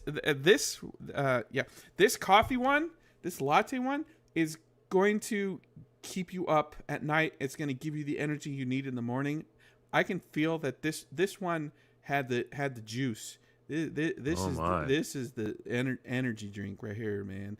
All right, and then the second one, goodness. Black tea lemonade. Third one I like is that Hera's lavender milk tea with the black boba. Yep. It's fine. It's good, but they're very chewy. These ones are very chewy. But the fact that people in the chat room were saying they put chocolate or they put caramel or something to make it black makes sense of why it's chewy. If I'm chewing caramel, then that makes sense. And by the way, notice these balls don't dissolve in the water. They are keeping their shape. They're not polluting the water. They're not That way you breaking up can keep eating them. You can eat them when you're done. The second half of your drink is all that stuff when you're Am done. I supposed to rip off like Probably. don't overconsume the boba balls. My least favorite, unfortunately, because I'm usually a big fan, is the punch. This the punch with pineapple pieces at the bottom. Not for me. But according to a lot of you in the chat room, you guys also enjoy pineapple on your pizza, which makes no sense. So, hey, do you. It's funny. We chose opposite things then. We chose completely opposite things. But that's because I don't drink caffeinated coffee drinks, even if they're mixed with lavender milk. So that's not going to be my first choice. And the can honestly, the can is a little better than the pineapple drink. But I'm glad I got a couple of these cans because I'll drink the can alone and see what it does for my energy level. Okay. Wow, we're getting updates on the election results, and Gollum Smeagol doing very well right now. Doing very well, Gollum Smeagol 2024. I'm so glad I'm jacked up on caffeine, so I don't have to care who wins at this point. We're just doing this. Funny. All right, so and again, one per order supposedly. So these wonderful rubber. It's rubber. They're both. But you bought 18. You bought 18 different things, so it's really nice they gave you 5 drinks. Yeah, that's a lot. They're supposed to only give you 1 per order. So there you go. I'm glad Get them while they last. Get them while they last. Yes. Because I'll use this for other straws. Like these are really neat. A shield maiden of Rohan. It's really cool. It's really cool. Wow. Anonymous Girl is asking, is Justin high? Well, as far as caffeine goes, he might be a little bit higher than he was a few minutes ago. Just a little bit, maybe. Yeah, I'm not high.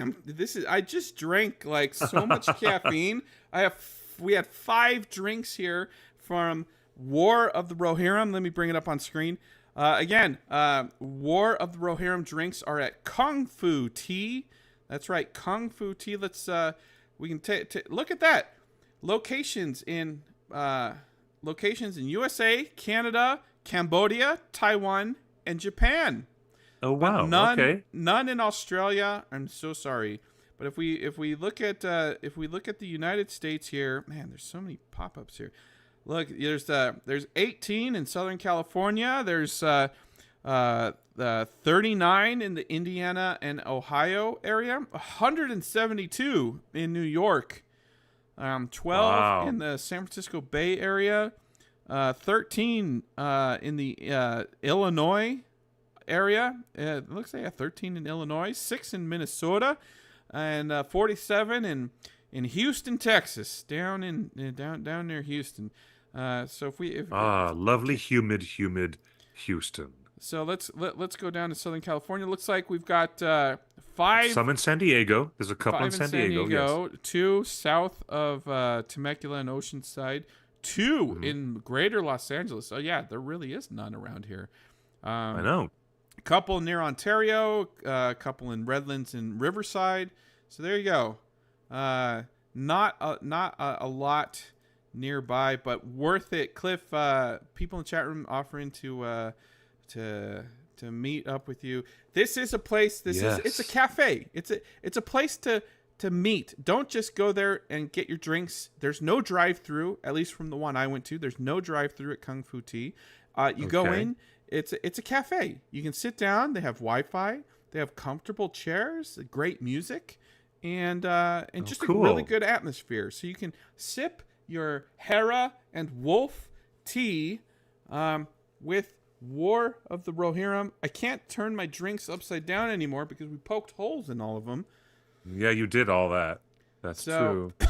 Kung Fu Tea, America's bubble tea. with the exclusive War of the Rohirrim menu, with 4 different drinks. Man, and then let me expand this. You can see all 4 drinks if I expand it. Yeah, see, there's 4 drinks, which we did today, and the black tea right there. And my favorite, my official recommendation, folks, for all the energy you need, the Middle Earth Lavender Latte. I feel like they could have named it something else. Like, let's rename one of these drinks. Let's rename the Middle Earth Lavender Latte. That's one's my favorite. I feel like they missed the mark there on the name. They could have called it the Hammer Hand. It'll punch you with the caffeine. I would. Funny. Would you drink a Hammer Hand latte? Just a punch of caffeine? Yeah, I know a lot of people would, especially if you needed that caffeine to stay up for studying. Yeah, I know a lot of people would be into that, but I avoid, honestly, caffeine. I really do. So even if I just have a little tiny bit of caffeine that naturally occurs in a chocolate bar, that's more than enough for me. Believe me. Oh, wow. My heart is pumping right now, Cliff. I hope I don't. Yeah, you've got to watch that. You better put all those. It's the precious. Precious is making my heart pound right now. Your heart is palpitating. Put the rest of those drinks in the fridge, refrigerate them, enjoy them tomorrow. Do not drink another spot of caffeine. Wait, let's ask the chat room. That does not sound healthy. These are milk-based drinks. Chat room, is it safe to refrigerate these and drink these later? Or once you pop that lid, you have to drink it? Chat room, I need your expertise. I'm not a boba drinker. Don't ask me. I'm not an expert either on this particular subject. Once the top is popped, can it be saved for tomorrow? That's the question for the chat room. So funny. These War of the Rohirrim, wonderful War of the Rohirrim toppers. Like I'm gonna keep these cups too, but I can't wash the cup without tearing off the lid. Oh man, now I'm in a pickle. How do you keep the cup? How do you wash the cup without tearing off the lid? As long as it's still cold, I think it's fine, says Erovandi. Monica says yes. And the best thing is, I hope some people in our chat room are parents, and they wouldn't do me wrong, right? Like, y'all take, all you parents, like, you look out for this stuff, right? Does milk spoil if you don't drink it all in one sitting? That's, like, if these are milk teas, as they say in the menu. Monica says I'd probably freeze them. Freeze them. Interesting. Yeah. Interesting thing. Also missing out, Cliff. On the menu, not on the Lord of the Rings menu, they offer ice blended drinks like a frappuccino. Yum. Oh, yum. But Cliff, why didn't they make an ice blended Lord of the Rings drink? I mean, we're talking about Helm Hammerhand in the snow punching snow trolls. A missed opportunity, perhaps. A real missed opportunity to not have something iced blended. But maybe it's because we're moving through the end of fall and it's going to be getting colder and they don't want to put these featured drinks on cold iced blended drinks. Not during this La Nina. California's going to be nice and toasty this winter. It was 74 degrees and sunny here today. Beautiful day to go and vote. Beautiful. You waited in line. The weather was nice. Yeah, I waited in line about 45 minutes or 50 minutes, and it could not have been more idyllic weather. Absolutely gorgeous Los Angeles weather. These days, mid-70s, mild, sunny, perfect climate. This is what the Mediterranean climate is like for Southern California at its best. At its best. That's what it was like today. Cliff, I had a question for you. I want you to respond to this because I have my opinions, please. but I'm just like my eyes are blurring right now because I'm so jacked on caffeine. So, Screen Rant recently published this article this week that says the Lord of the Rings: War of the Rohirrim copies the Rings of Power's controversial Galadriel romance. but Hmm. won't get anywhere near as much backlash. Is Hmm. that a fair assessment to having Hera uh, almost marry Wolf? No, I don't understand that at all. I do not understand that headline, and I have not read that article. Can you tell me, Justin, a quick summary of what they're talking about? The quick summary, the quick summary of this is they are lumping the concept of the forbidden romance of the good the hero, the heroine of the show falling in love No, with the bad guy of no, the show, the no, antagonist and the no. protagonist almost getting married. uh The story as written in the appendix is that, you know, Freka and his son Wolf, I think that's his name. No, no. What's the name of the Dunlending guy who's the father of Wolf? Anyways, it was supposed to be a marriage that they wanted to arrange. It is literally written about by Tolkien as a literal arranged marriage. In The Rings of Power, it has never, ever, ever been written that there was any alleged romance or anything of any kind. So, um, look at that headline. War of the Rohirrim and Rings of Power both add the lovers to enemies trope to ambiguous parts of Tolkien lore. No, that is weak sauce. It's totally weak. I don't know who wrote that for Screen Rant, an but AI wrote it probably for the clicks. it's it is not it is not at all noteworthy, and it's not a correct headline to even say it makes no sense why they would even take that angle. It makes no sense at all. Because Rings of Power has gotten the backlash that it got because there was specifically no romance mentioned between Sauron and Galadriel. In this story of the War of the Rohirrim, the daughter, who is unnamed in the books, the daughter of Helm Hammerhand, is indeed uh, being Betrothed. discussed, is being discussed as a possible betrothal to Wolf. So, Let me ask you this: is it and true to Tolkien's? Otaku Senpai is correct in taking it the next logical step, which I was also about to say, that there's no romance because Hera is not interested, does not want to get married to him. It looks like um, And that's by last different. when That's they different than Galadriel definitely fell for Halbrand. And you guys, I've been telling you guys this for 2 years now. mm, You guys, well, wool over your eyes. Like, open your eyes. The core concept of Rings of Power is Sauron and Galadriel are cosmically connected, and if you want to call that cosmic romance, mm, they are romantically intended according to the filmmaking style of the show. Like, there is no, romance intended in the way they look at each other. right. We know, and the showrunners have actually talked about that in the press and in interviews. So yeah, we know that already. Um, That's why and this that is further, so but that wrong. further brings, yeah, that's why Screen Rant is so wrong. It further brings us to the point that Screen Rant should not have written this piece. It makes no sense. But Waste of time. that's what I'm saying. Like, it's a total misreading. Their top headline is that the lovers to enemies romance trope is like, yes, that's true for Rings of Power. Lovers to enemies trope happened in Rings of Power and is going to continue to happen, and it's going to pay dividends. And I agree. I was the first proponent of young Galadriel dating around, right? I'm a big Galadriel fan, and I'm proponent. And I've been trying to shut you down for years on that position.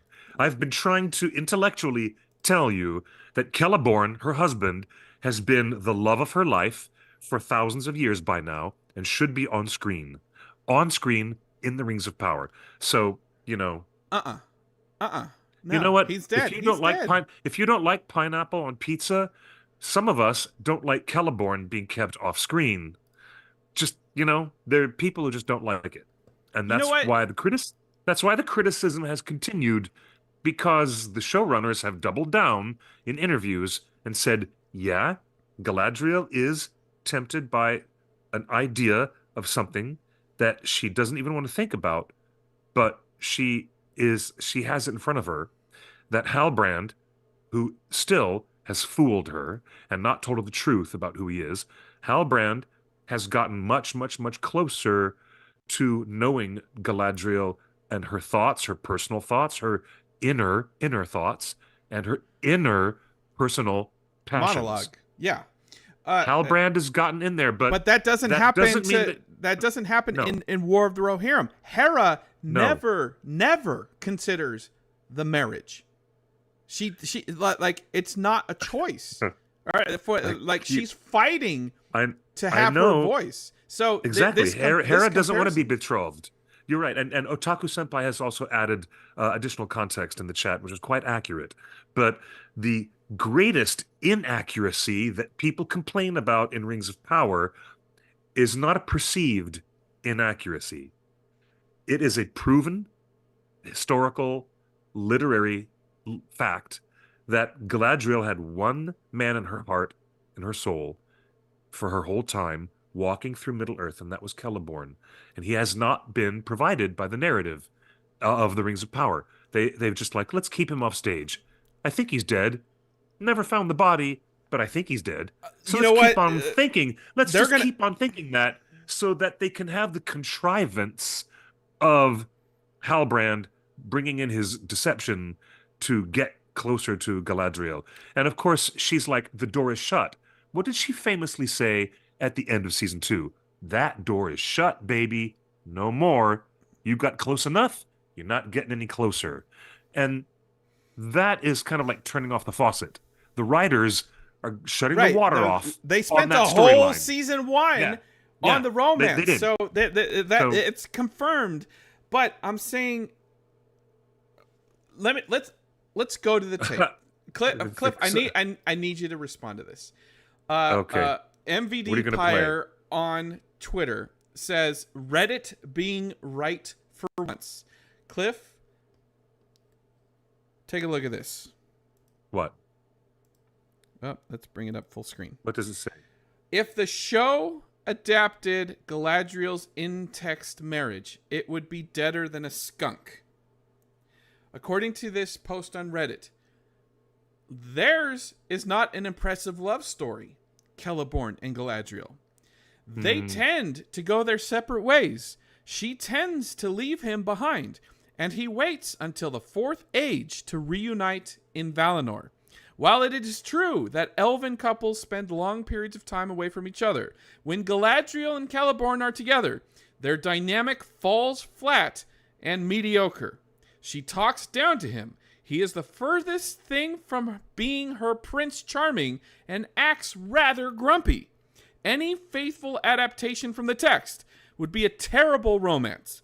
I give my vote of confidence to the showrunners for choosing better than whatever dead romance Celeborn and Galadriel have going on in the books.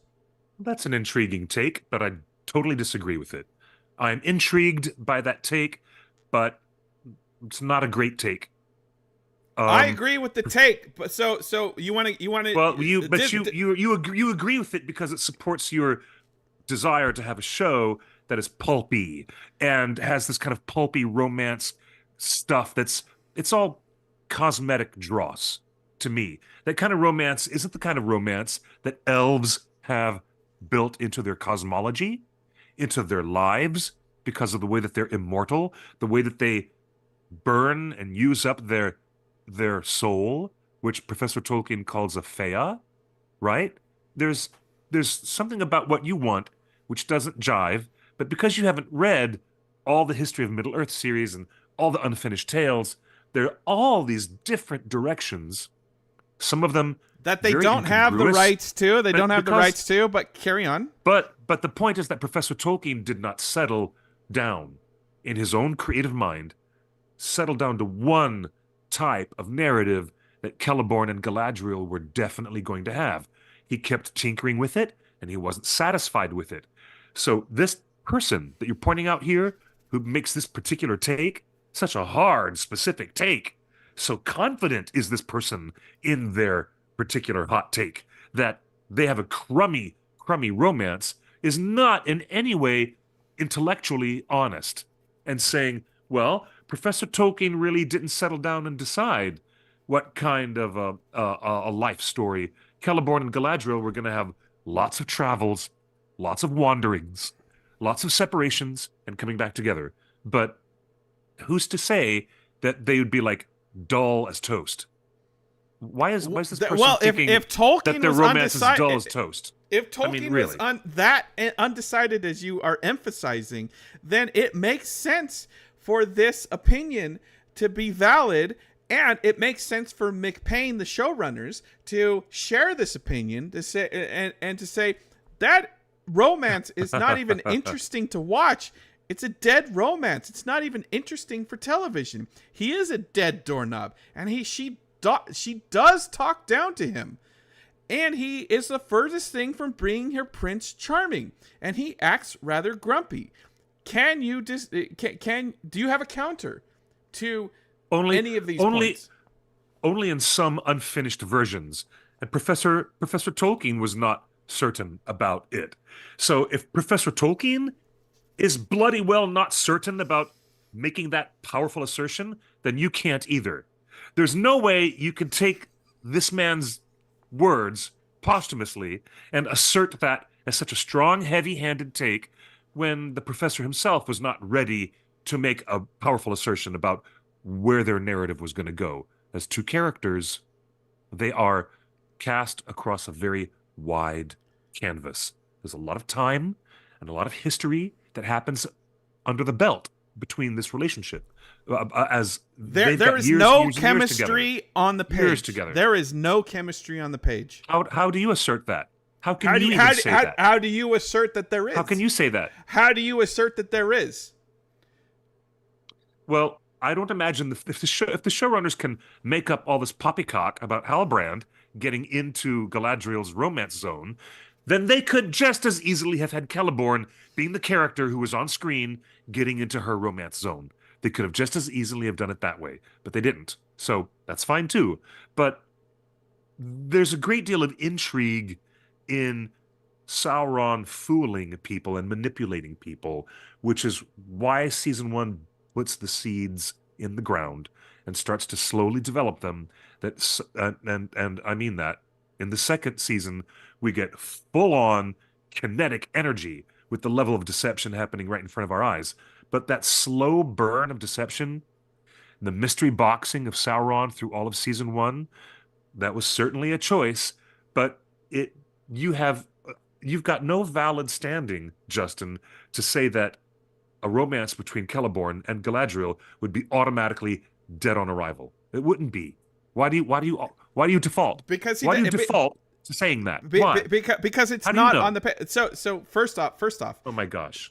Your argument that Tolkien was himself undecided and his own writings never make fully clear, whether it's the writings that McPain have access to or all the ancillary stuff in Unfinished Tales and everything else that they don't necessarily have access to. The point you were making is, if Tolkien was undecided and Tolkien was continually rewriting Galadriel until his final days, that is the biggest opportunity for adaptations to play and explore. So that your point of Tolkien was undecided, so you cannot declare this. I'm saying that back to you. I cannot declare it in as much as you cannot declare that they are the lovey-dovey romance of the ages, because they're not. And Tolkien was undecided about that. Oh, yeah, okay. So, okay. But if the showrunners and the writers took that impression that there just isn't much romance on the page that is worth putting in $1 billion show, it's just not interesting to watch. I agree with that, and this Reddit post gets at the core of it. That would be a boring show to watch of two characters that just, they're married, they make a kid at some point, but there's just not any juice there. There isn't any Uh, romance or there just isn't well, anything there. And it actually, I think it works better from the writer's perspective of doing all of the romantic stuff with other people, like they have done with Halbrand, versus imagine they had done an overly romantic marriage. I guess that's a question. Would you have preferred this show have Celeborn in the mix in a healthy romantic marriage that will lead to a child? Is that what you wanted out of this? well, I mean, she was Celebrian, their daughter, is not on stage in Rings of Power, and she was born a fair couple of thousand years before the events that happened with the sack of Eregion, and the death of Celebrimbor. So her character's not on stage either, and she should be on stage. Remember you talking before about maybe all this Galadriel stuff was really written as Celebrian, and maybe Celebrian is the character that was suddenly, let's make it. Remember you talked about that. I still like that theory. They could have done a whole bunch of different things. Well, yeah, maybe. I think the show works. I think the entire show from season 1, from the first scene in season 1, I think the show works better if it's Celebrian as the main protagonist of the show, and everything that's happening is to Celebrian versus Galadriel. And I totally understand if they wrote an entire show around Celebrian, and then at some point Daddy Bezos said, I didn't pay $1 billion for a character no one cares about. Give me Galadriel, give me Saruman, give me Gandalf. I paid $1 billion for this. Of course Jeff is going to say that. And of course they're going to have to rework the scripts. But the show, the narrative that we got, and again, season 1 and season 2 were both written at the same time. The show that we currently have, as it exists, feels better if you rewatch it as if you're watching the story of Celebrian. That's my Fascinating. opinion. Okay, well, all right. Well, hey, that's not so bad. So you don't agree with this Reddit post at all that their marriage is boring to watch? I do not. I mean, I agree with Otaku Senpai that said if they wanted to make Celeborn and Galadriel interesting, then the writers would make it interesting. And because they've already proven that they got no problem departing from Tolkien. If Professor Tolkien was so undecided about how to handle the characters that this person on Reddit thinks that they have a shit relationship and it's dead on arrival, then, the showrunners have shown quite clearly that they're unafraid to go in their own direction and modify things to suit their purposes. That's totally fine. Writer's prerogative. Yeah. It's fine too. It's a blank canvas.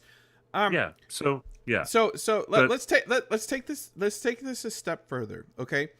Is there a step further to take it? Yes. The next step is, what do we do? What do they do with the show that they have made?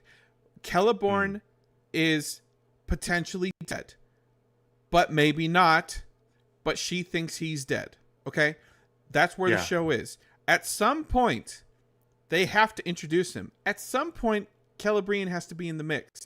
I don't agree with Higgy Baby in the chat and some of you other people that it's like, well, they have to be together because they have to make Celebrian and Celebrian has to make Arwen. And it's like, well, there's adoption and there's elf magic and there's necromancy. There's a bunch of stuff that can happen between now and then.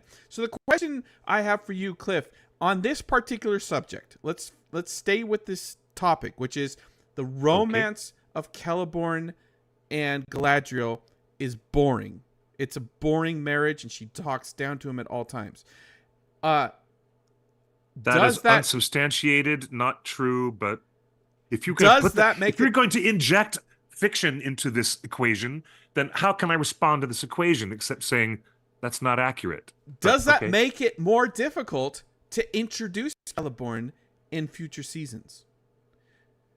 Do you want Celeborn to show up on the scene and their romance is kindled and it's a slow motion kiss thing? Like, what do you expect out of the relationship now when he shows up? Well, a lot of energy has been put into, oh, look, we're in Rivendell. We're in the place that Elrond will future developed to be the last homely house of Imladris. Do you not also remember, Justin, that there's a great elven kingdom, and it is built by both Celeborn and Galadriel together, and it's called Lothlorien. All the energy that's been, oh, look, we're here at the brand new Rivendell, or we're here at the early stages of the Grey Havens. So she needs a blue-collar husband that knows how to build wood, like build staircases up trees. She needs No. that No, rough, no, it's roughneck blue-collar husband. Is that I what didn't you're say saying? she needs. I didn't say she needs the lumberjack on the package of brawny paper towels. I didn't say that. Don't put words in my mouth. Okay. I'm sorry. I'm losing my patience, but I don't feel very good right now. The thing is that they have an even bigger and more significant elven kingdom to create, and it's called Lothlorien. So she doesn't build that kingdom all by herself with a magic ring. She builds that kingdom with Celeborn, her husband, and a lot of other elves who choose to settle, and the settlement becomes more than a settlement. It becomes an elven domain under her influence. So, I'm telling you, what I want to see is the fact that in season 1, they say, well, he died in battle, maybe, and maybe we did or did not see his body. We never heard from him again, so we assume he's lost. So that is a conceit of the writing. It's a total conceit. To keep him off stage until he can be brought in and reunited. Probably to be reunited with her when things are particularly difficult and complex for Galadriel. So do you that's want probably this what's to gonna be happen. a romantic marriage? When he shows back on the scene, are they going to go through a bunch of marriage difficulties because they've been separated for so long and she moved Probably. on without him? The classic movie trope. This is what I don't get about the Screen Rant article. Maybe. The classic movie trope is she has moved on in his absence. I mean, isn't that Castaway, where Tom Hanks gets off the island and goes back home and his wife is like, I'm sorry, I moved on. That doesn't happen in this story with these elves. That does not happen with elves in Middle-earth. Justin, stick with me now. Lockstep with somebody who has read the bloody books, the more outrageous your propositions, the more outlandish you sound. I love you to death, but the more outlandish you sound by these harebrained suggestions. I would like for the writers to just do away with the conceit of keeping Celeborn off stage and have him come back. I know that's what they're going to do. It is a setup. It's an obvious setup. It's Chekhov's gun. Chekhov taught us if you're going to show the gun in the first act of the play, somebody's going to use it and get shot by the third act. Celeborn being mentioned in such a weirdly abstract way, I think he's dead, maybe. We never found his body. That is just such a conceit that I expect. I don't know what kind of a payoff they're looking for. Will she be doe-eyed? Will her but whole he's coming demeanor back. change? Will the commander of the Northern Armies become a softer woman when she shows up on screen? Because there's some feminist issues with that concept. They've kind of written them into a pickle of being a progressive show, as they love to It was the kiss from her future son-in-law is the pickle that they've put themselves in. Not any other reason. That come on. Anyways, I think we're done with this subject. Otaku Senpai says maybe Celeborn was enscorceled by a dragon or other being of power and has been enslaved for the past 1,000 years. Maybe. Yeah, Maybe. he's in the castle keep. What was the leak from early season 2? Well, the leak was he was entombed. He was imprisoned in the castle that's on top of the mountain, the same peak where Gandalf fights the Balrog and fells his foe upon the mountainside. That castle keep is supposedly where Celeborn. But that was a leak that didn't come true. A leak that never happened. Yeah. But I haven't gotten an answer from you. What do you want out of Celeborn's return? Do you want her?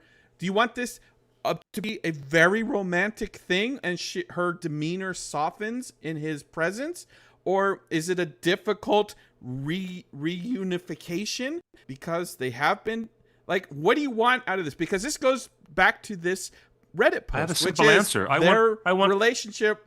Yeah, what is your read on it? What do you want out of this show when it comes to their relationship? She can't confide in Elrond or the High King Gil-galad the way that she'd be able to confide in her husband. Oh, She, as a interesting. character, is ready for the arc of her emotional growth. You know, where they started her is the place where everybody's been complaining about her. She was a tempest in me, really, really pissy, grumpy, and prone to super quick choices of violence. And they want the Galadriel to end after 5 seasons, going through this wild, big arc where she ends up being this beautiful, healing, ethereal lady of light, the one that we see in the Fellowship of the Ring. So to get Galadriel from point A to point Z across this very big arc of a story, having her husband come in and giving her someone she can really, really confide in and share her innermost thoughts and turmoil without judgment. She can't share the stuff with the High King because she gets a whole bucket of judgment. She can't share much of anything with Elrond because she's getting another bucket of judgment from Yeah, Elrond. the whole season And two, they in spent early season two is like, yeah, antagonists. Yeah, exactly. So wouldn't it be lovely and kind of a nice imperative for Galadriel's character to have the opportunity for growth that comes from having someone support her, support, emotional support, spiritual support from the man that she gave her soul and her spirit to be married to. And I think it would be very helpful for her to have that healing and that growth. That process of her growing emotionally could happen tenfold quicker if her husband is there with her and she can confide in him and talk about these difficulties without getting another bucket of judgment dumped on her head, like what happens when she has to deal with Elrond or Gil-galad. So that's my take on it. that's an Anyways, that's interesting, and you're helping me form my opinion because on the surface level, I have well, strong concerns of the husband showing up and she suddenly turning into a devoted, nice lady of no, light, and the concept of her husband is the one that makes her to her ideal self. I don't yeah. like that at all. And Well, and I'm not saying that that's what's going to happen. He's going to if Celeborn is well written, his introduction can begin the healing process so she can figure out her own personal ish. But having your spouse as a sounding board is one of the most healing relationships that we have as mortal beings or as immortal beings. Imagine living thousands of years and not being able to get stuff that you feel bad about off of your mind. You need your spouse to talk to get you through it. I think it's quite possible that Celeborn will be brought in as a romantic and healing person, not as a challenge for her to readjust to. That's what I'm thinking. But anyways, our show has now gone to the 2 hour and a half mark. Torn Tuesday is now at an epic, epic length. We have now had this broadcast can I last longer than one of the Hobbit films in a theatrical release. can I give So, you and the thank you, one Katie. the thing that what Discord the fun thing that Thank you, Discord Katie. said about What? Celeborn today? And again, What? I recommend everybody. The link is in the description. Please join our Discord. So many fun conversations on a daily basis. But there was a concept, and I think Varking was involved in Discord today, where what if at the end of season 2 they mentioned Durin's brother coming back on the scene They and did mention Durin's brother. and Yes. filing a claim on the throne. What it And talking about contesting the right of Prince Durin to take the throne. Yes. Contesting so his claim. so if McPain only have rights to Lord of the Rings and The Hobbit and characters and archetypes and storylines that are in Lord of the Rings and The Hobbit, not any of the other books, let me ask you this. Would you be interested in season 3 bringing Durin's brother into the scene at the same time as his BFF, long lost Celeborn, and a Celeborn Durin brother friendship parallels Legolas Gimli? Why not? Yeah, that's workable. That's probably something that they've thought of already. That's quite possible. That's quite workable. Yeah. Okay. There are ways to bring Celeborn into the scene that would be fun. There are ways. Sure. I am very, very concerned. I'm very, very concerned that that it has to be handled well and delicately, and not under classic gender roles and archetype and movie tropes. Like I don't know. It's a tough nut to crack. Let's just say that. This whole Celeborn situation between the kiss and the Halbrand and the thing and it's been made far more complex, especially with that. In the words of Professor Corey Olson, that not very helpful kiss. Just put a button on that. What a wonderful show we've had. Well, Justin, Higgy Baby said now with 35% more Haladriel, I apologize. Hilarious. I apologize for that. But you know what? To be fair, we haven't given you I have to talk you down sometimes. We have not given you your Miyazaki minute. So no, wait. Don't we have a New York Comic-Con clip to close out with, where people can see a little bit of a clip from? Or do you want to show that next week? Let's dive into the interviews next week.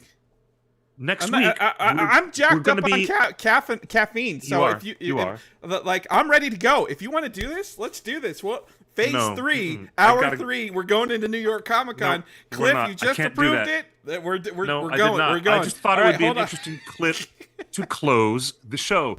Justin, we need to make a programming announcement because we're doing a show from Scum and Villainy Cantina next Tuesday, and we're going to be talking about the release of Keith Stern's remarkable new book for entertainment purposes only, a tell-all memoir from the guy who runs the website for McKellen.com. And that happens to be, look at your calendar, remember your calendar, Justin, that's next Tuesday.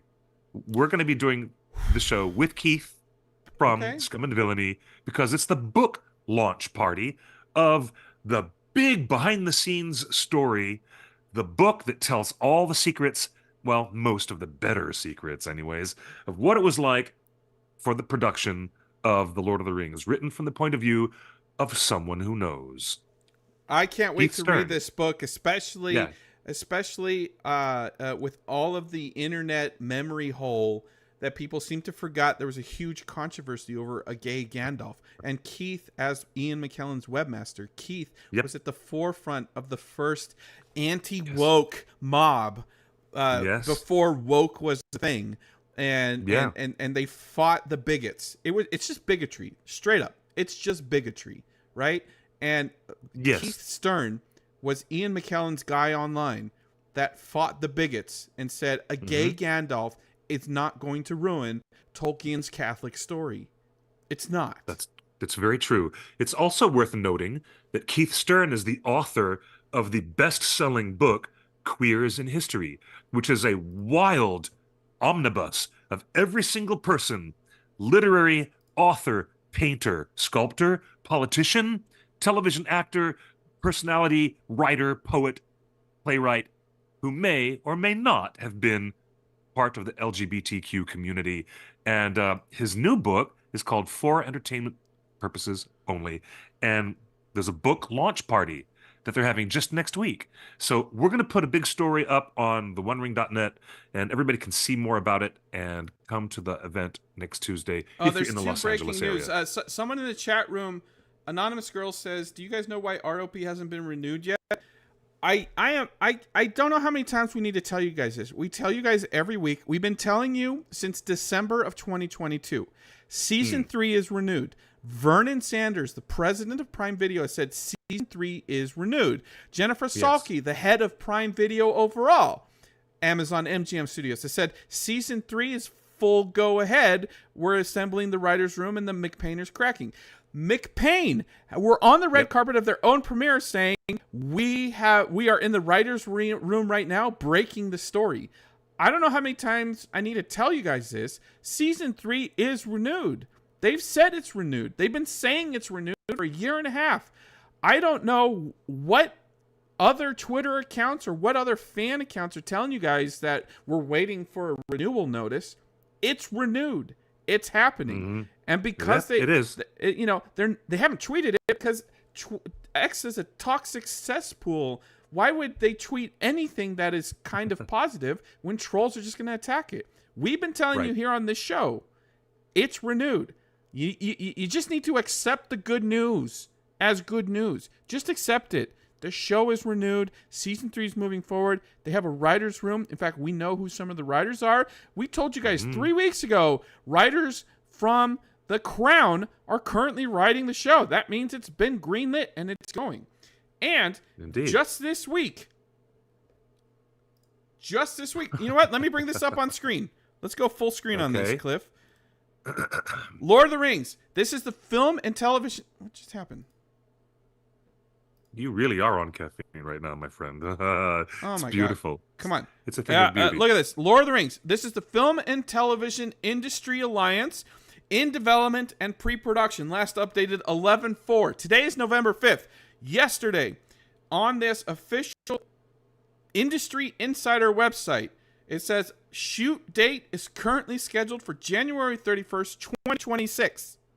Wow. Well, that's a long way down the calendar, isn't it? A very long way down the calendar.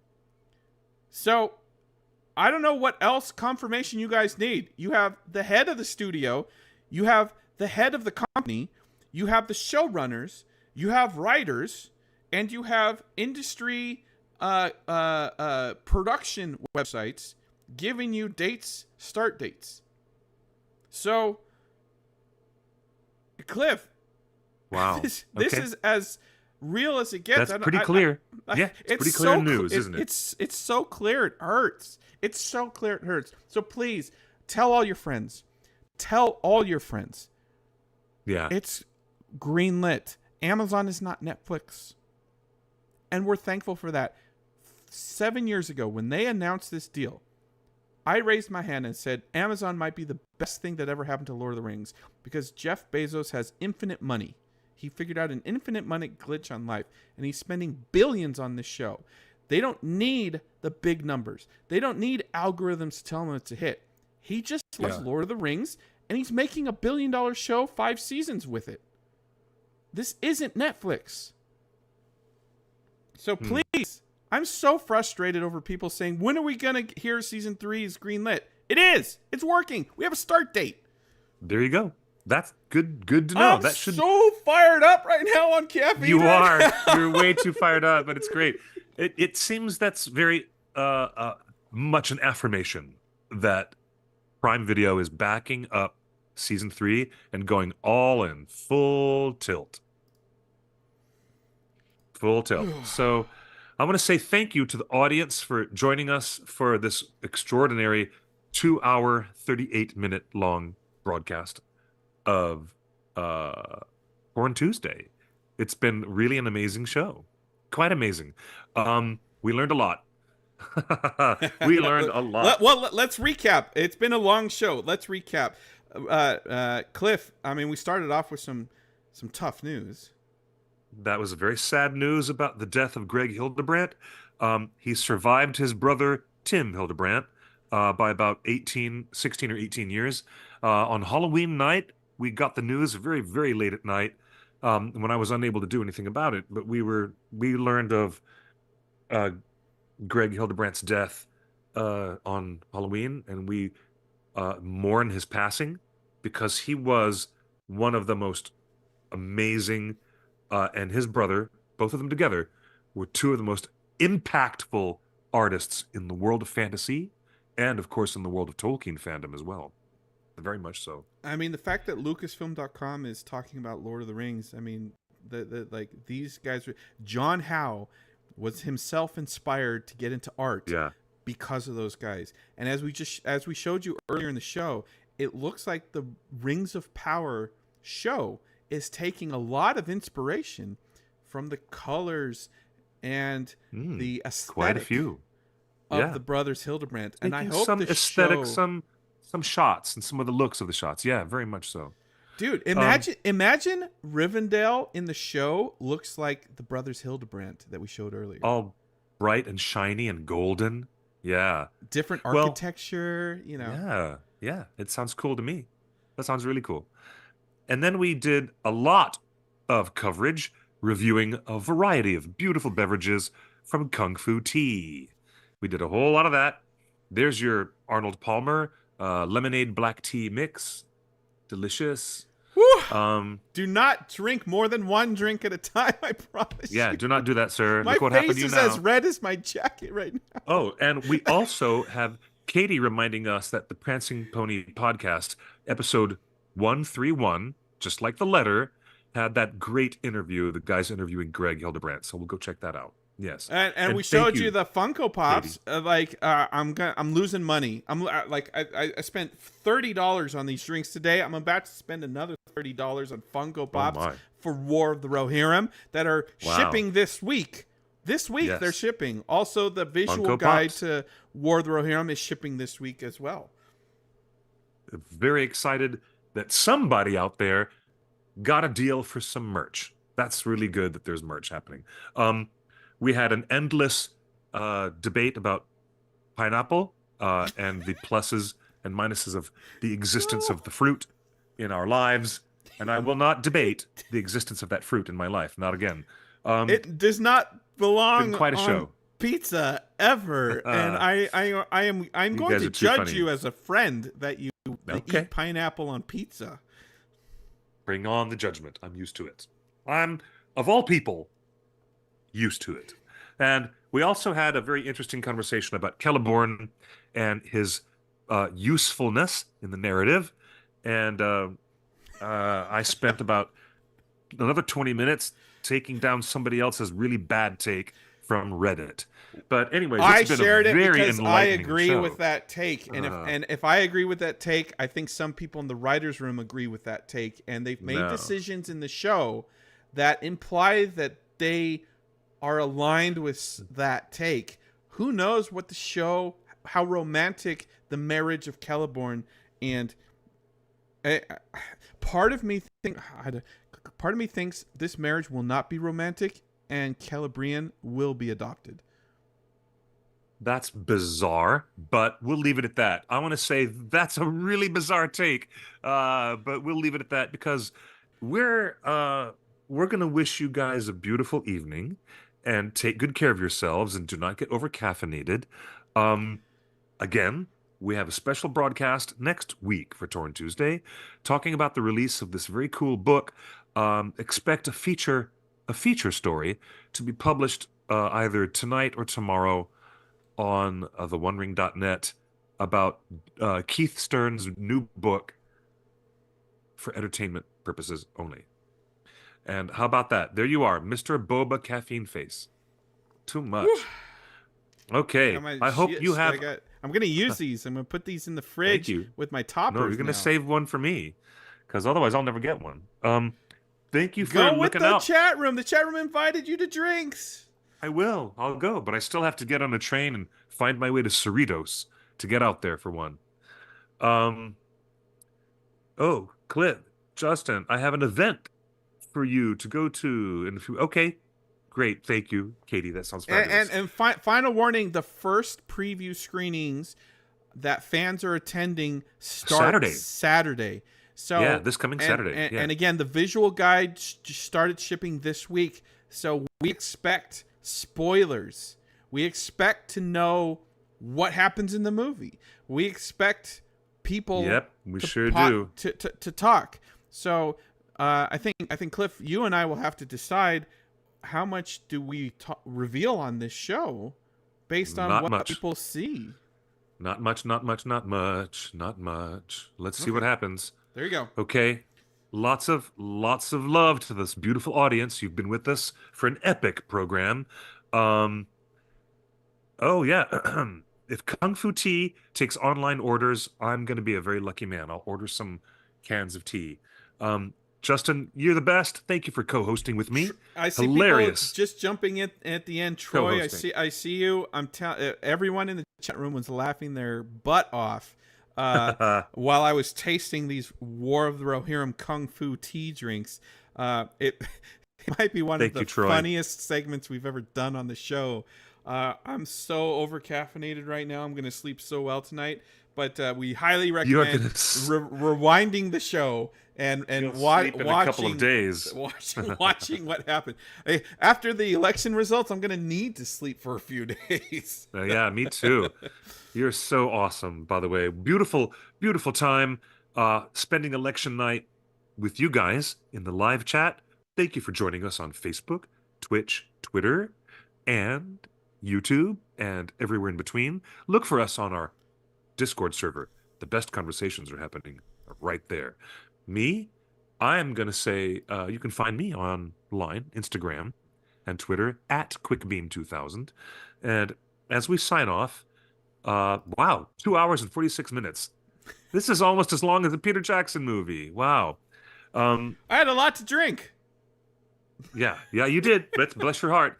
They were not It's spiked. been very good. These are just This is just caffeine. No, this has been so good to offer counter programming so that people could get away from the doom scrolling and just come and talk with us for a little while. Excuse me, I need to catch up with myself. But now it is time to say farewell, adios, good night, auf Wiedersehen, good night, everybody. Oh gosh, I've never. Excuse me, I've got the hiccups now because I've been talking for too long on this 2 hour 46-minute broadcast. Justin, okay, we've had enough of that. Now that he's doing that, good night, everybody. Please be gentle with yourselves. Mental health check all of your friends. If you got to do it, then that's what you got to do. It's a crazy election, but that's what's happening. Many blessings to all of you guys. Be safe, and we'll be live on the air next Tuesday, coming to you live right from Scum and Villainy Cantina. Oh, look who came in with a big announcement. Someone's loud with a big meow meow. Time to say goodnight. Say goodnight, Gracie. Thank you, everyone. Good night and good luck, or as I always love to say, buenos noches y buena suerte. We'll see you guys next Tuesday at 5 p.m. Bye.